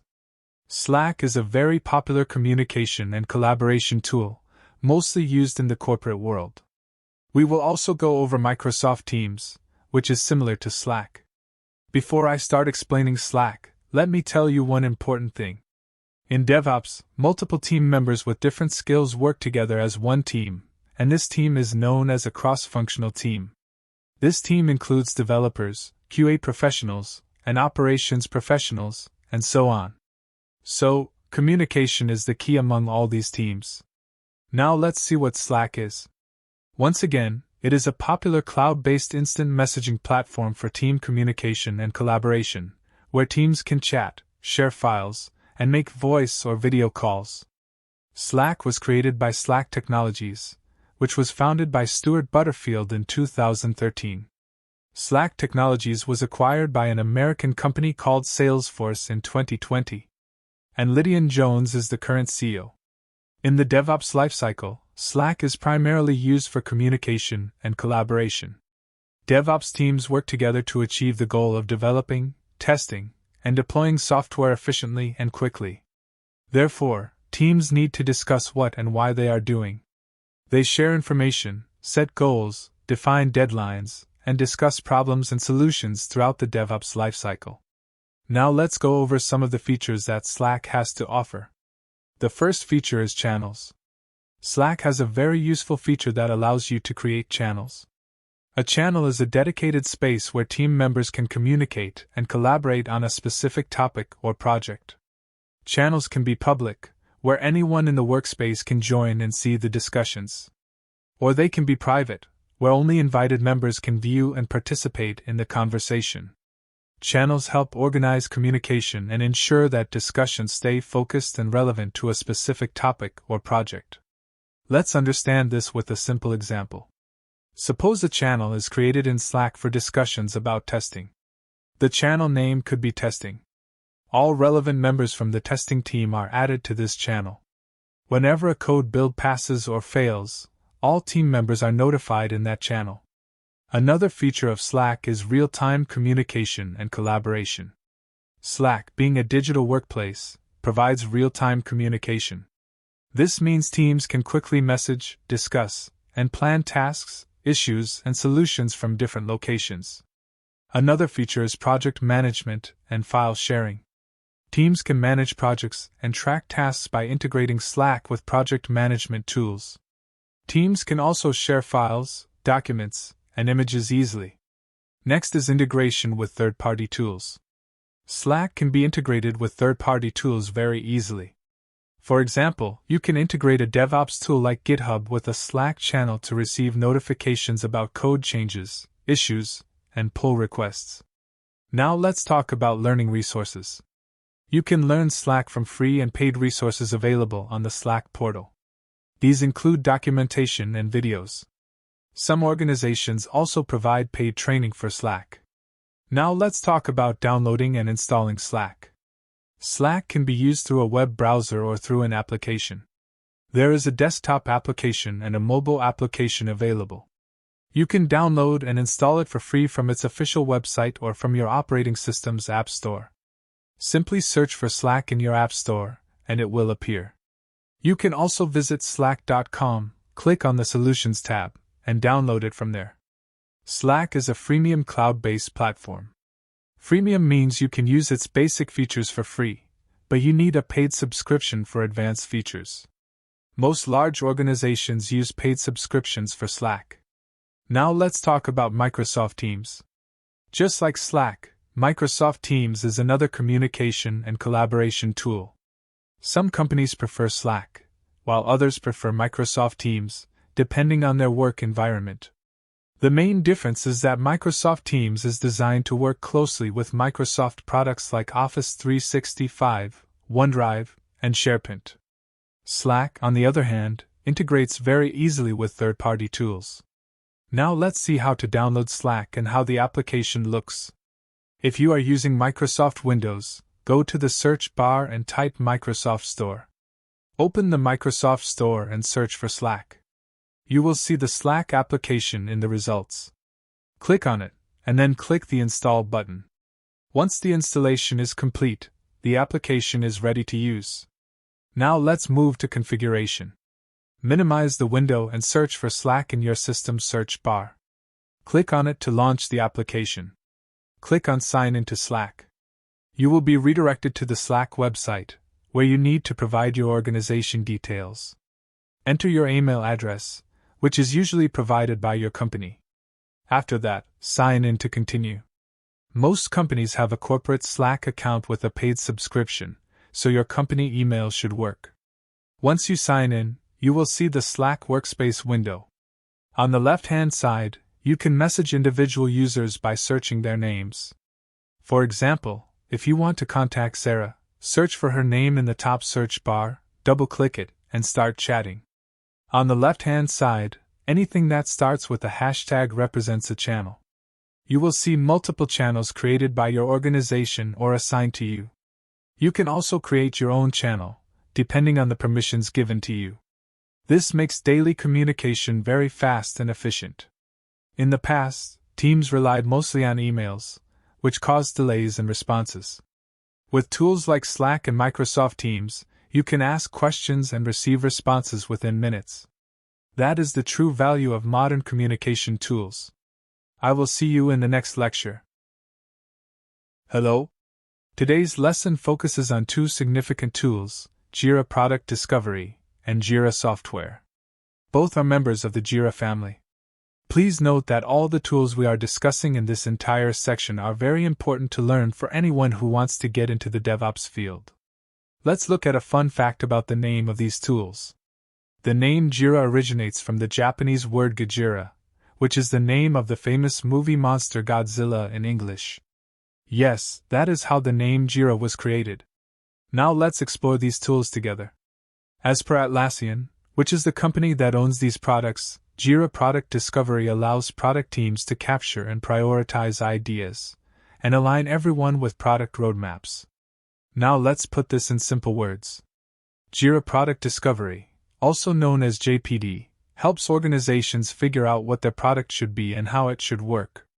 It is like a digital notebook where teams can write down ideas, thoughts, and plans for a new product. Both Jira Product Discovery and Jira Software are owned by the Australian software company Atlassian. Mike Cannon-Brookes and Scott Farquhar are the co-founders and co-CEOs. Jira Product Discovery was first announced in 2021. Before JPD, multiple tools were used for product discovery, which caused teamwork difficulties and information isolation. JPD was designed to solve this growing problem. JPD is mainly used in the discovery phase of the DevOps lifecycle. It helps capture and manage ideas, conduct user research, and define project goals. It is also used to create strategies and track progress against product roadmaps. For example, if you have an idea, you can enter it into Jira Product Discovery. All team members can then collaborate, combine ideas, and work together to build a better product. JPD serves many purposes, and a few important ones are listed next. The first one is collaboration and team alignment. It helps stakeholders and team members work toward the same vision. The next purpose is increased visibility and transparency. It provides a single platform where teams can monitor all aspects of product development and delivery. This removes the need for separate notes and personal tracking systems. Another benefit is building better products with faster time to market. With JPD, products are built based on a deeper understanding of user needs. Since progress is monitored and managed, companies can deliver products more quickly. I will show you a short demo of Jira Product Discovery toward the end. Now let's talk about Jira Software. After finalizing a product idea, the next step is building the product. This is where Jira Software is used to manage software development. Jira Software is a project management and issue tracking tool. It helps development teams plan, track, and deliver work efficiently. It works like a digital to-do list and team calendar designed specifically for software projects. Jira Software was released in 2002. It originally included agile project management features that were once separate tools. Jira Software is mainly used in the planning and development phases of the DevOps lifecycle. Now let's look at the main purposes of Jira Software. The first one is team collaboration. It allows team members to communicate and share information related to projects. The next purpose is task management and issue tracking. It helps organize tasks, track progress, and manage issues. This ensures everyone knows what needs to be done. Another major feature is agile project management. Jira Software supports agile frameworks like Scrum and Kanban. Scrum follows structured rules and events, and is useful for projects with changing requirements. Kanban focuses on workflow visualization and flexibility. Another feature is customization. Jira Software can be customized to meet specific project needs. This makes it flexible for different types of work. That covers Jira Product Discovery and Jira Software. Now let's talk about learning resources. You can learn the basics of Jira Product Discovery and Jira Software for free from their official websites.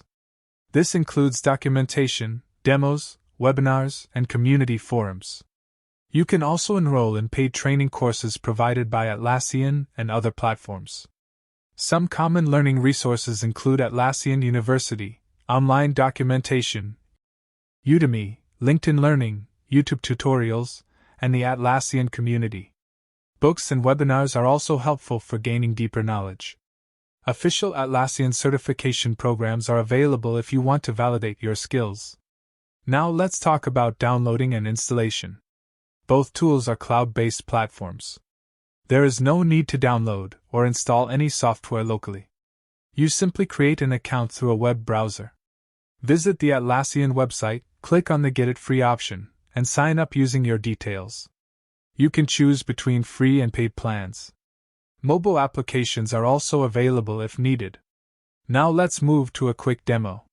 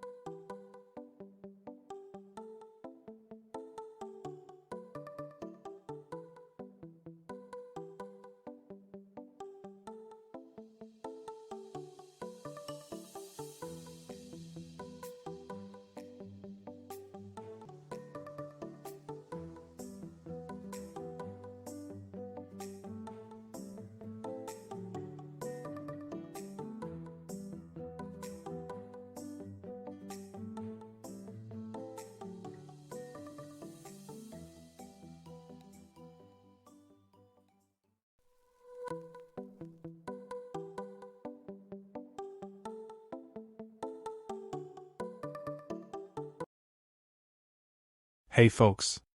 Today we will be talking about a very popular tool that is used in software development, and that tool is Confluence. Confluence is a collaboration and documentation platform used by teams to create, share, and manage content in a centralized space, or centralized repository. With the help of Confluence, individuals from different locations around the world can work together on projects, share information, add pictures, and create and edit various types of documentation. You can write directly inside the Confluence space, or you can create your own documents using Office tools and upload those documents to Confluence. Now, you are probably familiar with Wikipedia, which is used publicly. Anyone can go to Wikipedia to find information about people or topics. That tool is publicly accessible. When it comes to Confluence, it works in a similar way, but it is used privately within organizations. It allows teams to create, manage, and organize internal content securely. Wikipedia is developed and maintained by a public community, where users can add, edit, or remove information. The Wikipedia I am referring to here is the public-facing version. Now you might be wondering, what is the difference between Confluence and other Jira products? That is a great question. Confluence mainly focuses on knowledge sharing and collaboration. Jira product discovery is used for ideas, prioritization, and road mapping. Jira software is used for software project management, task tracking, and bug management. So it is important to keep these differences in mind. Confluence is owned by Atlassian, and it was launched in 2014 as one of its major products. Atlassian offers many tools, and Confluence is one of its most popular ones. Confluence is used throughout the DevOps lifecycle, with a strong focus on the planning phase. During this phase, teams rely on Confluence to create project plans, roadmaps, timelines, reference documents, log decisions, and outline strategies. Overall, it helps streamline development and operations processes. Now let's look at some key features of Confluence. The first feature is team collaboration. When information is stored in a central location, collaboration becomes much easier for teams. The next feature is document creation and file sharing. You can create documents directly inside Confluence, or upload files and share them with your team. Another important feature is knowledge management. Confluence acts as a knowledge repository, where important information, decisions, and documents are stored, searched, and accessed by team members. The last feature is project planning and tracking. Teams can plan work and track progress using structured documentation. Now let's talk about learning resources. You can learn the basics of Confluence for free using resources available on the Atlassian website. You can visit www.atlassian.com/university. These resources include documentation, demos, webinars, and community support. There are also many other online platforms that offer Confluence learning materials. When it comes to downloading and installing Confluence, there are two versions available. The first one is Confluence Cloud. Confluence Cloud is accessed through a web browser, and all data is stored on Atlassian servers. The second option is Confluence Server. This version is installed on a company's own server infrastructure. Please note that Confluence Server cannot be installed on a desktop system. You can download a mobile application to connect to a Confluence server. The Confluence Server supports operating systems such as Windows, Linux, and macOS. Both free and paid plans are available for Confluence. Now let's move to a quick demo of Confluence.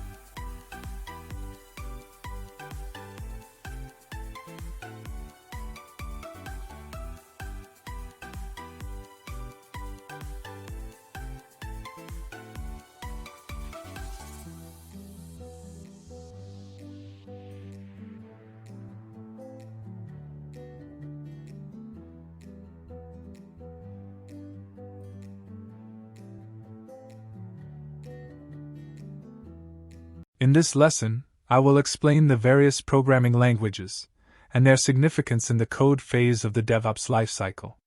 The initial requirement for developers to start coding is a programming language. We consider programming languages as part of DevOps tools, because without these coding languages, there is no software or application. These languages consist of instructions that computers can interpret, and they are written by developers. Some well-known programming languages include C++, Java, Python, JavaScript, C#, Ruby, and many more. Alright, let's quickly go over some of these programming languages and understand their purpose. Programming languages are commonly categorized into two types, low-level and high-level. Low-level languages are designed to be understood directly by the machine and executed by the CPU. High-level languages, on the other hand, are more user-friendly and closer to human language. By using high-level languages, programmers can write code more efficiently, reduce errors, and save time. These languages allow programmers to clearly express their intentions using a structure closer to natural language. Coming back to the topic, there are many types of programming languages, each designed for different purposes and applications. Let's look at some of the main categories.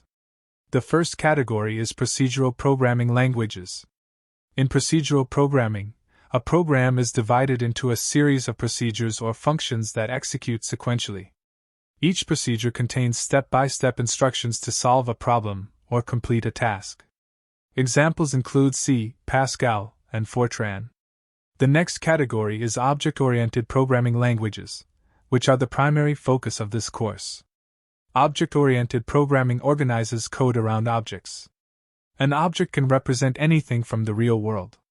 For example, a table, a chair, a phone, a glass, a cat, a game player, or even a button. An object defines what something is and what it can do. Examples of object-oriented languages include Java, C++, Python, C#, Ruby, and others. I will cover object-oriented programming in more detail in the next video. The next category is functional programming languages. These languages treat computation as mathematical calculations. They focus on immutability and avoid actions that can cause unexpected results. Examples include Haskell, Lisp, and Erlang. Next are scripting languages. These languages are mainly used for scripting and automation tasks. They are often interpreted as they are read and can handle data more flexibly. Examples include Bash shell scripting, PowerShell, JavaScript, Perl, and Ruby. Another category is markup languages. These languages are used to define the structure, presentation, and behavior of documents. They are not traditional programming languages, but they are essential for web development. Examples include HTML, XML, and CSS. Then we have query languages. These languages are used to query and manipulate databases. SQL, which stands for Structured Query Language, is the most common example. There are also other types, such as domain-specific languages, concurrent programming languages, and logic programming languages. Now, you might be thinking, there are so many programming languages, but where and how are they executed? If this question comes to your mind, it shows curiosity, and that is a great thing. Let me explain how programming language code is used to create software. Code is usually written in text files.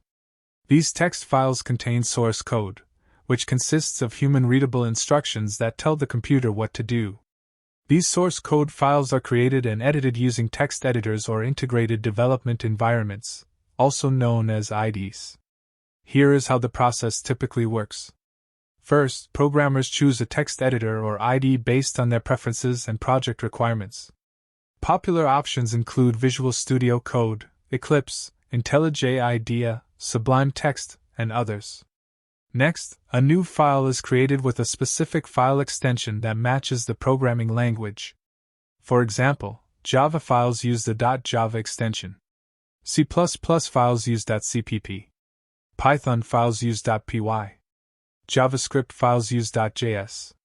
C# files use .cs. Once the file is created, programmers write the source code inside it. This code contains the logic, algorithms, and instructions needed to build the software. After writing the code, the file is saved on a computer or in a version control system. In languages like C++ and Java, the source code must be compiled before execution. Compilation converts the source code into machine code or bytecode. Once compiled, the program can be executed to see how it functions. If the software works as expected, then the process is successful. The cycle of writing, saving, compiling, and running code is a fundamental part of software development. In summary, programming languages are used in the code phase of the DevOps lifecycle to build and maintain software. They define functionality, behavior, and automation across the entire system. That is all about programming languages. I will see you in the next video with another exciting DevOps tool. See you soon. This lesson is about a very important tool known as Jenkins. If you want to excel in DevOps, you must learn this tool, along with others that will be discussed in upcoming lectures. Jenkins is used for automation in the software development process, to make it faster and more efficient. It helps developers automatically build, test, and deploy their code. Jenkins is an open-source project created by Kosuke Kawaguchi in 2004, originally called Hudson. It was renamed Jenkins in 2011. Jenkins is not owned by any single organization or individual. Instead, it is maintained by a global community of developers. Jenkins is a versatile tool and supports multiple phases of the DevOps lifecycle. These phases include code, build, test, deploy, and monitor. Its major usage is in the build and deploy phases, where it supports continuous integration and continuous delivery processes. Now let's look at some of the purposes and features that Jenkins serves. The first feature is automation of CI and CD processes. Jenkins automatically integrates code changes and helps enforce coding standards. It automates the building and testing of code changes. Whenever a developer commits code to a repository, Jenkins can automatically test that code immediately. This removes the need for developers to manually test code changes. In this way, Jenkins helps ensure that new changes do not introduce bugs or issues, and that the codebase remains reliable. Once code changes pass all tests, Jenkins can deploy them directly into the production environment. Another important feature is monitoring and feedback. Jenkins can trigger tests, monitor application behavior, and provide feedback to development teams throughout the DevOps lifecycle. If issues are detected, teams are notified quickly so problems can be resolved promptly. Another key feature is integration through plugins. During the CI phase, Jenkins can integrate with many other tools and technologies. These include testing frameworks, version control systems, and deployment platforms. When it comes to learning resources, Jenkins can be learned for free using documentation, guides, books, and its user community available on its official website. You can visit www.jenkins.io/doc to access these resources.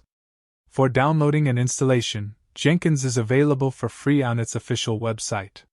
You can download Jenkins by visiting www.jenkins.io. There are two main versions available. The first version is the stable release, also known as LTS, which stands for long-term support.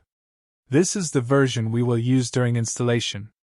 The second version is the regular release, which is updated more frequently. One important requirement to note is that Java JDK must be installed before installing Jenkins. Jenkins requires Java to run properly. Jenkins can be installed on Windows, Linux, and Mac OS. Now let's move to the demos section. We will install Java and Jenkins step by step.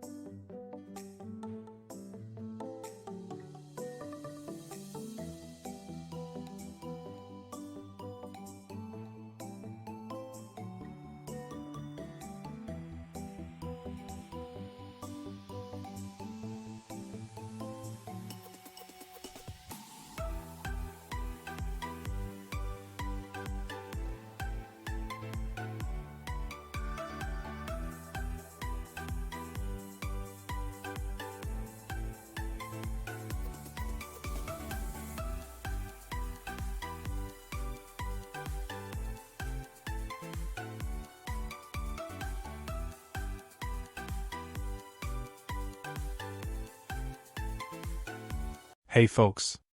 In this lesson, I will discuss important tools such as Git and GitHub. Git is a well-known version control and collaboration tool. Version control means it keeps a record of every change made to a file or code over time, allowing multiple people to work on software development and manage its history. This enables you to know what and when your colleagues developed and changed the code. You might have heard of a Git repository, right? A Git repository is like a special directory that stores the complete history and code of a project. It is created and managed by version control tools like Git. That is why it is called a Git repository. These repositories can be located either on your own computer or on a shared server. When it comes to a shared server, that is what we will talk about next, and that is GitHub. Git was created by Linus Torvalds, the founder of Linux, and it was created in 2005.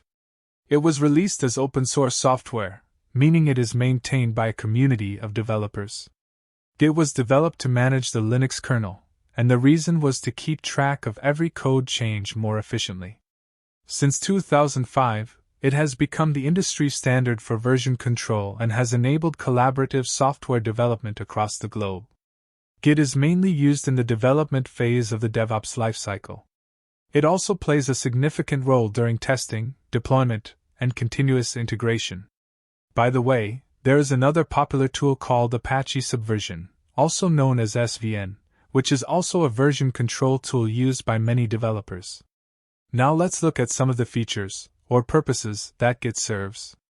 The first one is version control, which we have been talking about.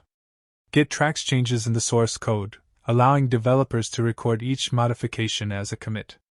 A commit is like a snapshot of your work at a specific point in time, so you can check it when needed. This provides a historical record of code modifications, making it possible to return to previous states or compare different versions. The next purpose is collaboration. It allows developers to work on the same source code at the same time. Then we have distributed development. Git is a distributed version control system, meaning every user has a complete copy of the repository. Then there is branching and merging. Its ability to create separate lines of code development is crucial. Developers create separate workspaces, or branches, for specific tasks, and later combine their work back into the main codebase or repository. Then there is staging and committing. Git uses a two-step process for saving changes, staging and committing. Developers first select and prepare changes by staging them, which organizes modifications. After that, they commit changes, creating a snapshot of the project history with a short description of what was done. When it comes to learning resources for Git, you can learn it for free using community and documentation available on its website, using the link git-scm.com/doc. By the way, SCM stands for Source Code Management. You can also enroll in online courses provided by third parties like LinkedIn, Coursera, and others. You can also read the popular book Git in Action by Ben Straub, which is available for purchase on Amazon. When it comes to download and installation, you can download and install Git on Linux, Windows, and macOS. You can go to git-scm.com/downloads. I will go over the download, installation, configuration, and demo of Git toward the end of the lesson, along with GitHub. Now let's talk about GitHub. GitHub is a web-based platform that provides hosting services for your Git repositories. It allows developers to store and share Git repositories on GitHub, so you can access and manage your code from anywhere, and collaborate with others on your project. Think of it like this. You create a repository on your computer, and you store your code there. Now imagine you put that repository in one shared online place, so your colleagues anywhere in the world can access it too. That shared online place is GitHub, and that is why it is called a hub. GitHub is owned by Microsoft, and was launched in 2008. It was developed in response to the need for a tool that is easy to use, distributed, and accessible to everyone. Its founders are Chris Wanstrath, PJ Hyatt, Tom Preston Werner, and Scott Chacon. I am sorry if I pronounced any names wrong. GitHub is primarily used in the development phase of the DevOps lifecycle. Now let's look at some of its purposes and features. The first one is collaboration. It enables teams to work together on code, share ideas, and review changes while working on the same repository. That repository can be accessed from anywhere, which makes collaboration much easier. The next one is code review. GitHub provides tools for code review, allowing team members to check and discuss code changes before they are merged into the main project, ensuring quality and consistency. The next one is automation. GitHub integrates with CI and CD tools for automated testing, building, and deploying code. Then we have project management. GitHub offers features for tracking tasks, milestones, and issues, helping teams organize and manage work effectively. When it comes to learning resources, you can learn GitHub for free using GitHub Learning Lab and other learning resources available on GitHub. For documentation, you can use docs.github.com. YouTube also offers many free tutorials on GitHub. When it comes to download and installation, GitHub is a web-based platform that you can access through your browser by visiting github.com. You can sign up using your email, complete the form, and create your account. You can also download GitHub Desktop, which is a free application that helps you connect to GitHub repositories from your desktop. GitHub Desktop is available for Windows and macOS. Once installed, you can sign into your GitHub account and use it to manage repositories. Now let's go through the download, installation, configuration, and demo of Git and GitHub.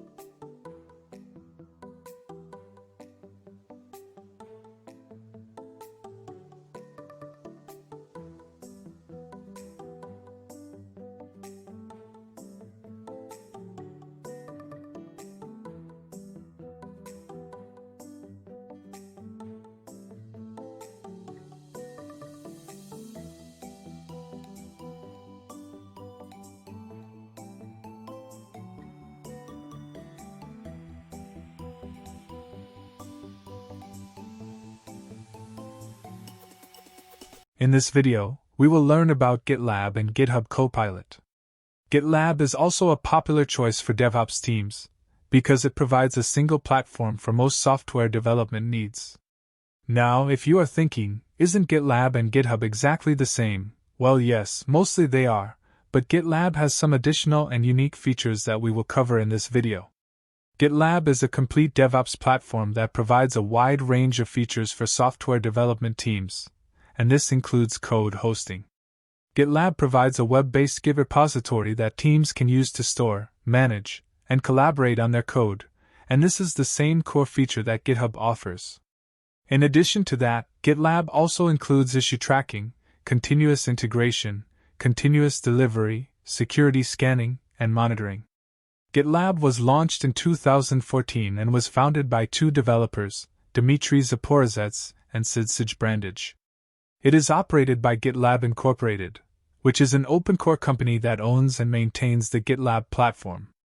GitLab is primarily used in the development phase of the DevOps lifecycle, where it supports version control and code management. When it comes to learning GitLab, you can use both free and paid resources.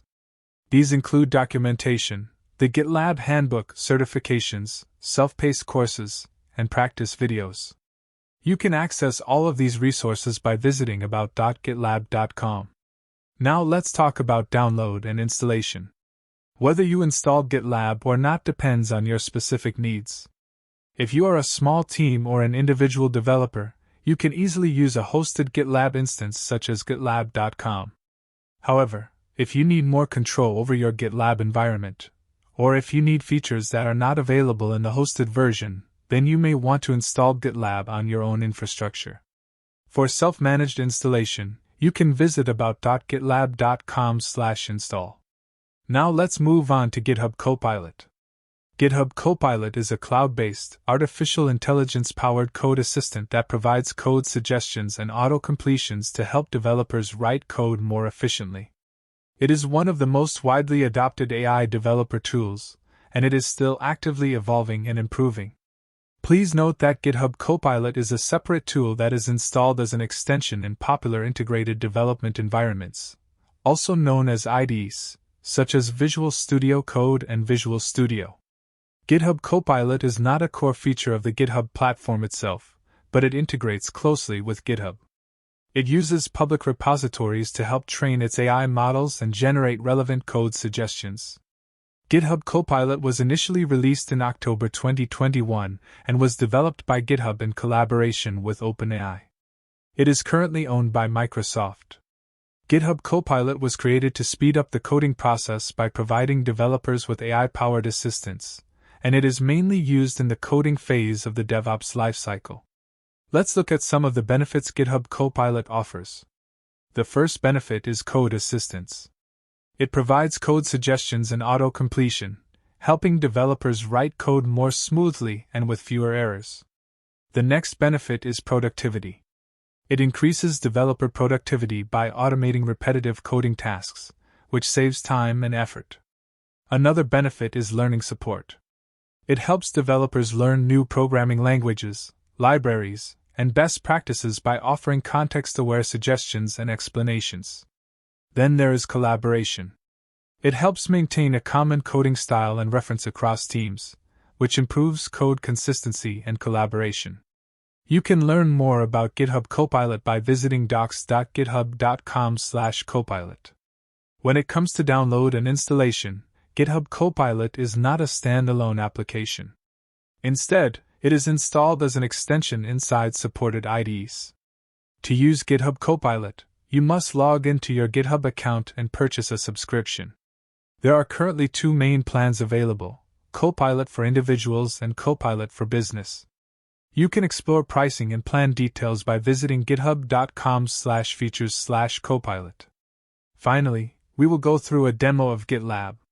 Since GitLab is very similar to GitHub, I will not repeat the full step-by-step process here, because it has already been covered in the GitHub demo. Good luck, and I will see you in the next lecture.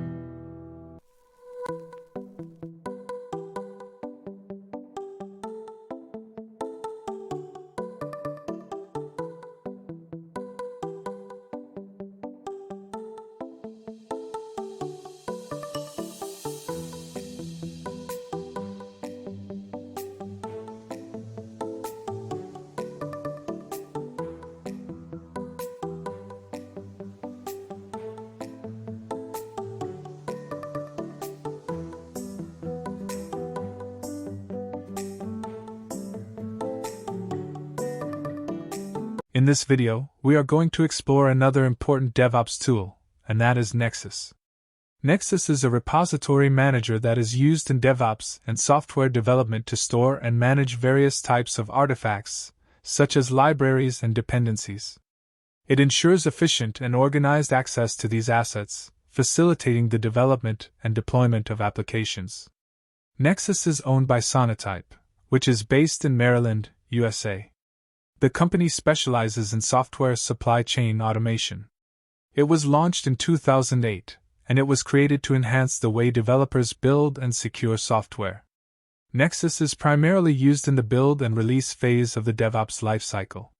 It is also involved in other phases, such as plan, test, and operate. Some basic features or benefits of Nexus include artifact storage. As mentioned earlier, Nexus is like a digital library that stores software components, which are artifacts, such as libraries and packages. Then there is dependency management. It helps manage the dependencies that your software needs. Now, here's a question. What are dependencies? A dependency refers to a software component that another software program relies on to function correctly. These are often external libraries, modules, or packages. Nexus makes sure the correct components are used in your software, which helps prevent mistakes and conflicts. Another important feature of Nexus is automated build support. Nexus supports automated build processes by providing a reliable source of components, making it easier for developers to build and test their software. Then comes security and compliance. Nexus scans and checks for vulnerabilities in your software components, helping you keep your projects secure and compliant with industry standards. Another benefit is collaboration. Nexus makes teamwork easier by promoting collaboration among development teams. It does this by storing and sharing software artifacts in one central place. Please note that Nexus stores artifacts. This is not the same as the repositories we have in GitLab or GitHub, which store source code. Nexus stores artifacts, such as dependencies or libraries, that are needed to run the code.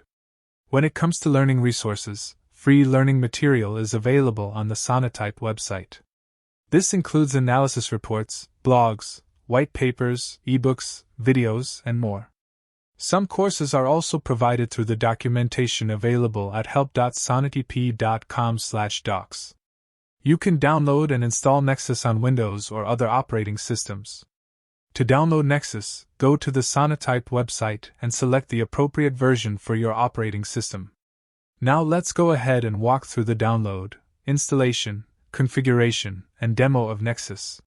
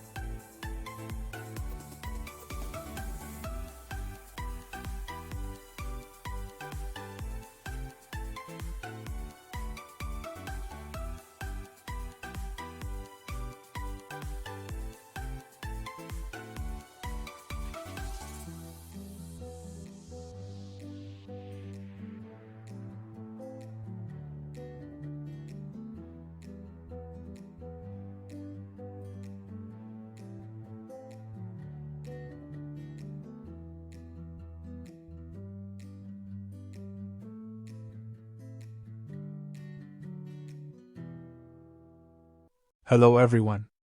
This lesson is about a very important and very popular DevOps tool, that is Docker. I will provide a brief overview of the OpenShift platform as well. So let's get started. Docker is a set of tools and services that enables you to package applications and their dependencies in consistent, portable, and isolated containers. This process is called containerization. When Docker is used in conjunction or combination with other tools like Kubernetes, then it helps in automating the deployment and management of containerized applications. This combined use is often called orchestration. Let's break down what a container is and its relation to Docker. A container is a lightweight, standalone, executable software package that encapsulates an application along with its dependencies, libraries, runtime system, tools, and settings. The containerized software will always run the same, regardless of where it is deployed. This consistency helps eliminate the "it works on my machine" problem that developers often encounter. So you can call Docker a containerization tool, and when used with Kubernetes, it collectively provides containerization and orchestration capabilities. You will learn more about Kubernetes in the next lecture. Docker was first released in 2013 and is developed by an American technology company, Docker Incorporated. Docker is primarily used in the continuous integration and continuous delivery phases of the DevOps lifecycle, due to its benefits like consistency and portability. It also aids throughout the entire DevOps lifecycle, from development and testing to deployment and operation phases. Here we will cover some of the key purposes of this tool. The first one is isolation. Docker allows you to put applications and their dependencies in separate containers, so they do not interfere with each other. It is like having many computers for each software application. Then there is portability. Docker containers work the same way on any computer or cloud service, making it easy to move your applications around. Then there is efficiency. Docker helps you save computer resources by allowing multiple containers to share common parts such as the operating system core. This means your computer can run applications more efficiently, with faster speed, while using less memory. Then comes consistency. Docker ensures that your application runs the same way everywhere. The last one, but not the least, is deployment. Docker makes it easy to deploy and manage applications by speeding up the process of preparing, setting up, and running your software. When it comes to learning resources, you can learn this tool for free from resources available on its website. You can visit docs.docker.com or docs.docker.com/get-started/resources. Now let's talk about download and installation. Docker is a free and open source platform, which means you can download and install it for free. It can run on Windows, Linux, and Mac. You can use Docker for free, or you can choose a paid subscription to get additional features and benefits. Now let's talk about OpenShift. OpenShift is also a container platform, owned by Red Hat. It was launched in 2011. OpenShift helps users easily build, deploy, and manage applications using containers that can run consistently across different systems. It also helps automate tasks like scaling applications up or down, based on demand. It is like a helpful tool that makes the whole process of creating and running software faster and more organized. OpenShift can be downloaded and installed primarily on Linux-based operating systems, and it offers both free and paid versions. Now let's get into the demo, where we will cover how you can download, install, and configure Docker. I will show you the installation of Docker on Windows, as well as on Linux. Let's go ahead and open your browser, and type install Docker for Windows, and click on the link where it says install Docker Desktop on Windows. On this page, scroll down to where it says Docker Desktop for Windows, click on it, and it will start downloading the executable file. While it is downloading, let's quickly review the system requirements. Make sure your system meets these requirements before installing Docker. You need WSL, which is Windows Subsystem for Linux, version 1.1.0.30 or later. You need at least Windows 10, 64-bit. You must enable the WSL2 feature on Windows. Your processor must be 64-bit, and your system should have at least 4 GB of RAM. You also need Hyper-V enabled, which provides virtualization support. Now let's go to the control panel. Click on Turn Windows Features on or off, then scroll down and find Hyper-V.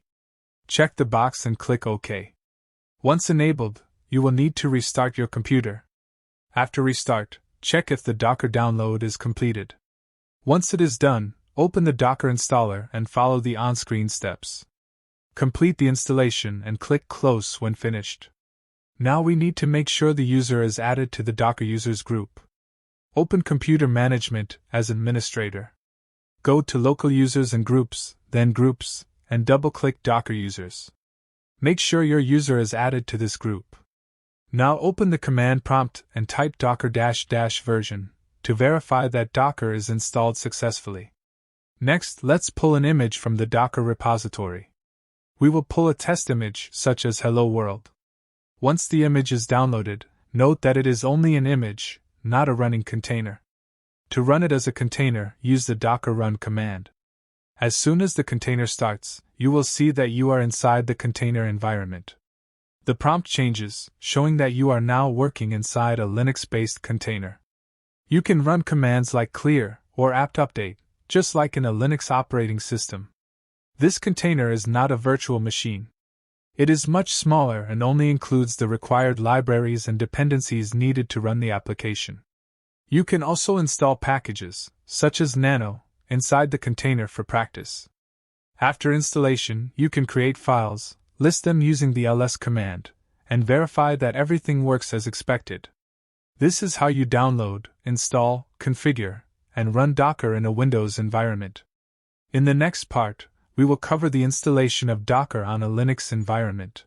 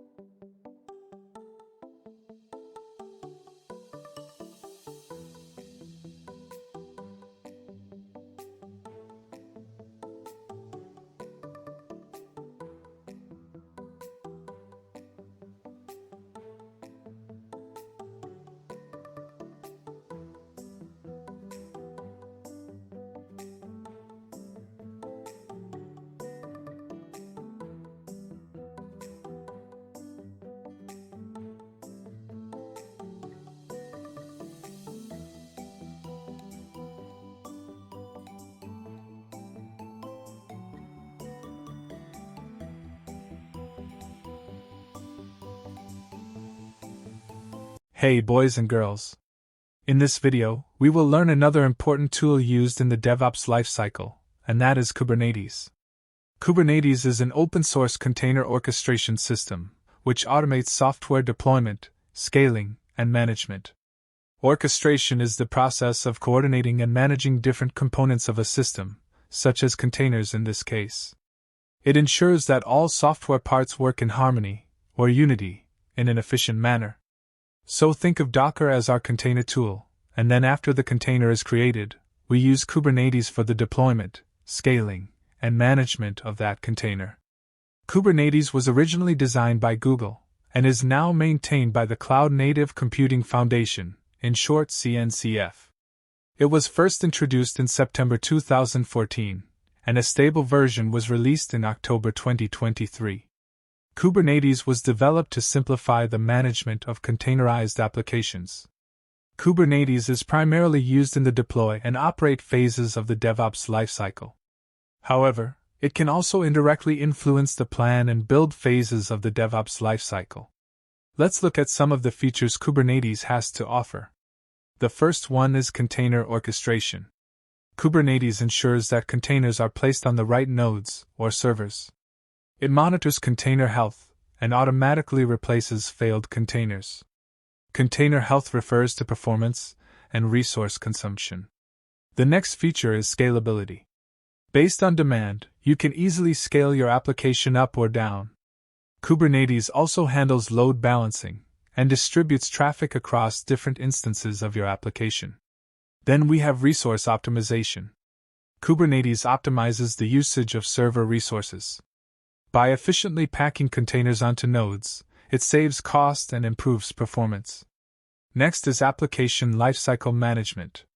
Kubernetes manages the entire lifecycle of applications, including updates and rollbacks. This ensures that applications remain in the desired state and can be updated without downtime. The last feature is versatility. Kubernetes works well on any cloud, or even in your own data center. It provides a consistent way to manage applications across different environments. When it comes to learning resources, Kubernetes can be learned through resources available on its official website. You can visit kubernetes.io/docs or kubernetes.io/training. Now let's talk about download and installation. Kubernetes can be downloaded for free. To download it, visit kubernetes.io/release/download, and make sure to check the requirements for your operating system. Whether Kubernetes needs to be installed locally depends on your use case. If you are learning Kubernetes, or developing applications that will be deployed on Kubernetes, a local setup is very helpful.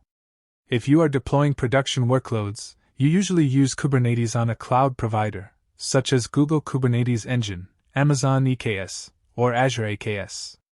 If you are using managed Kubernetes services from cloud providers, you do not need to install Kubernetes manually. The cloud provider takes care of setup, maintenance, and upgrades. Now let's move to the download, installation, configuration, and demo of Kubernetes on Windows.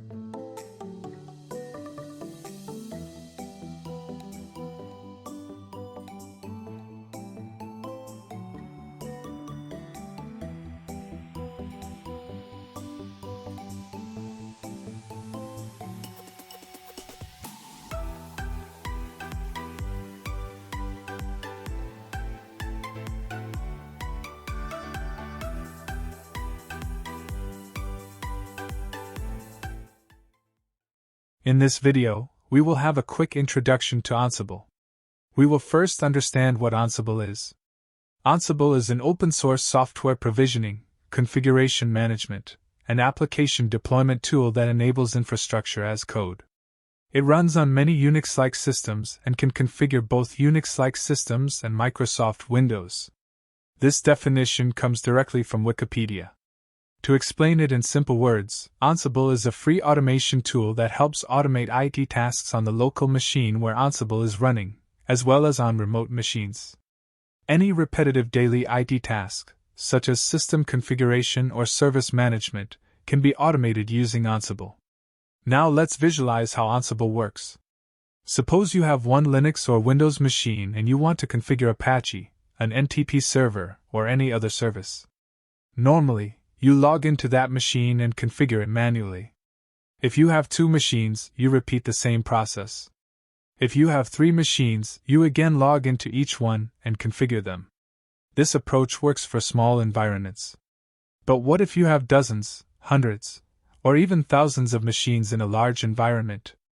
Logging into each system individually to apply the same configuration would be extremely time-consuming and inefficient. This is where Ansible becomes useful. You set up one Ansible server, also called the control node. Ansible software is installed only on this control node. From this node, you connect to other machines using SSH, just like logging into any Linux system. You define the configuration once on the control node, and Ansible pushes that configuration to all managed machines at the same time. Ansible is written in Python, but you do not need Python knowledge to use it. Ansible uses a simple and human-readable language for automation, which we will cover later. Ansible can be used for system provisioning, meaning you can build systems from scratch. It can configure systems after the operating system is installed.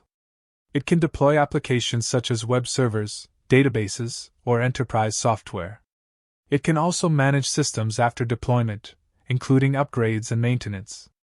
Some common tasks that can be automated with Ansible include provisioning servers, configuring systems, installing packages, managing services, creating users and groups, assigning permissions, deploying applications, scheduling reboots, performing backups, and orchestrating multi-tier applications.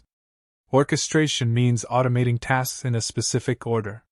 For example, in an e-commerce environment, you may need to restart database services first, then application services, and finally web services. Ansible can perform these steps in the correct sequence automatically. The Ansible project was started in 2012 by Michael DeHaan. It is open source and community driven. In 2015, Ansible was acquired by Red Hat. Even today, Ansible remains open source, although Red Hat offers paid features and products such as Ansible Tower, along with support and consulting. Ansible is available on most Linux distributions, including Red Hat, CentOS, Fedora, Ubuntu, Debian, and SUSE. The Ansible engine itself can only be installed on Linux systems. However, Ansible can manage and automate tasks on Windows systems remotely. The need for Ansible comes from fast infrastructure growth, especially in virtualized and cloud environments. Manually managing large numbers of systems becomes impractical. Ansible provides centralized automation, faster configuration management, and consistent results. Now let's look at the benefits of Ansible. Ansible is agentless, meaning no software needs to be installed on managed systems. Only SSH access is required. Ansible is open source and highly customizable. It reduces human error by applying changes consistently. It saves time and increases productivity by automating repetitive tasks. It is easy to learn and uses simple, human-readable YAML files. It is secure because communication is done over SSH. It provides many pre-written modules for common tasks. It is excellent for orchestration and automation across systems, networks, storage, and cloud platforms. Ansible provides around 1,300 modules out of the box and thousands more through Ansible Galaxy. A module is simply a reusable automation unit that performs a specific task. Ansible also has extensive online documentation, community support, and learning resources. This makes it very valuable for job seekers and professionals looking to advance their DevOps or system administration careers. There are other automation tools similar to Ansible, such as Puppet and Chef. Both Puppet and Chef use Ruby, require agents on managed systems, and have more complex steps. Their documentation and adoption have declined over time. Ansible, on the other hand, uses YAML, is agentless, easy to install, and well documented. It requires only SSH access to managed systems, making it lightweight and secure. Now let's move to a basic installation example. First, update your Linux system. Then install the required repositories. After that, install Ansible using DNF or yum. Once installation is complete, verify it by running the Ansible version command. Next, create an inventory file containing the IP addresses of the systems you want to manage. You can start by managing the local machine. Multiple systems can be added to the same inventory file. You can test connectivity using the Ansible ping module. Then create your first playbook, which is a YAML file. This playbook can automate tasks such as updating packages, installing Jinx, and starting services.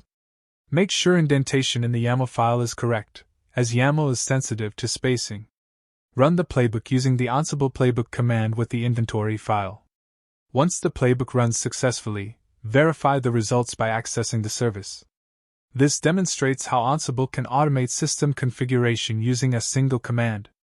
In the next lessons, we will go deeper into Ansible concepts, playbooks, modules, roles, and real-world automation scenarios. Hey boys and girls! In this video, we are going to learn another very important DevOps tool, and that tool is shell scripting. Shell scripting is a programming approach that allows you to automate tasks on Unix-like operating systems such as Linux and Mac OS. It works by creating text files called shell scripts. These scripts contain a list of commands written in sequence, and the operating system executes them one by one to perform specific tasks. Shell scripting is not owned by any single organization. It is a built-in feature of Unix-like operating systems and is maintained by the open-source community. It has evolved from different Unix systems since the 1970s and has been used from the early days of Unix. Shell scripting is primarily used in the build and deploy phases of the DevOps lifecycle. Shell scripting serves multiple purposes. The first and most common purpose is task automation. If you are running tasks manually again and again, shell scripts can automate those tasks for you. Shell scripts can automate simple tasks such as backing up files, as well as complex tasks such as deploying software. They can also automate common administrative tasks like sending emails, updating software, and managing user accounts. This saves time and reduces manual effort.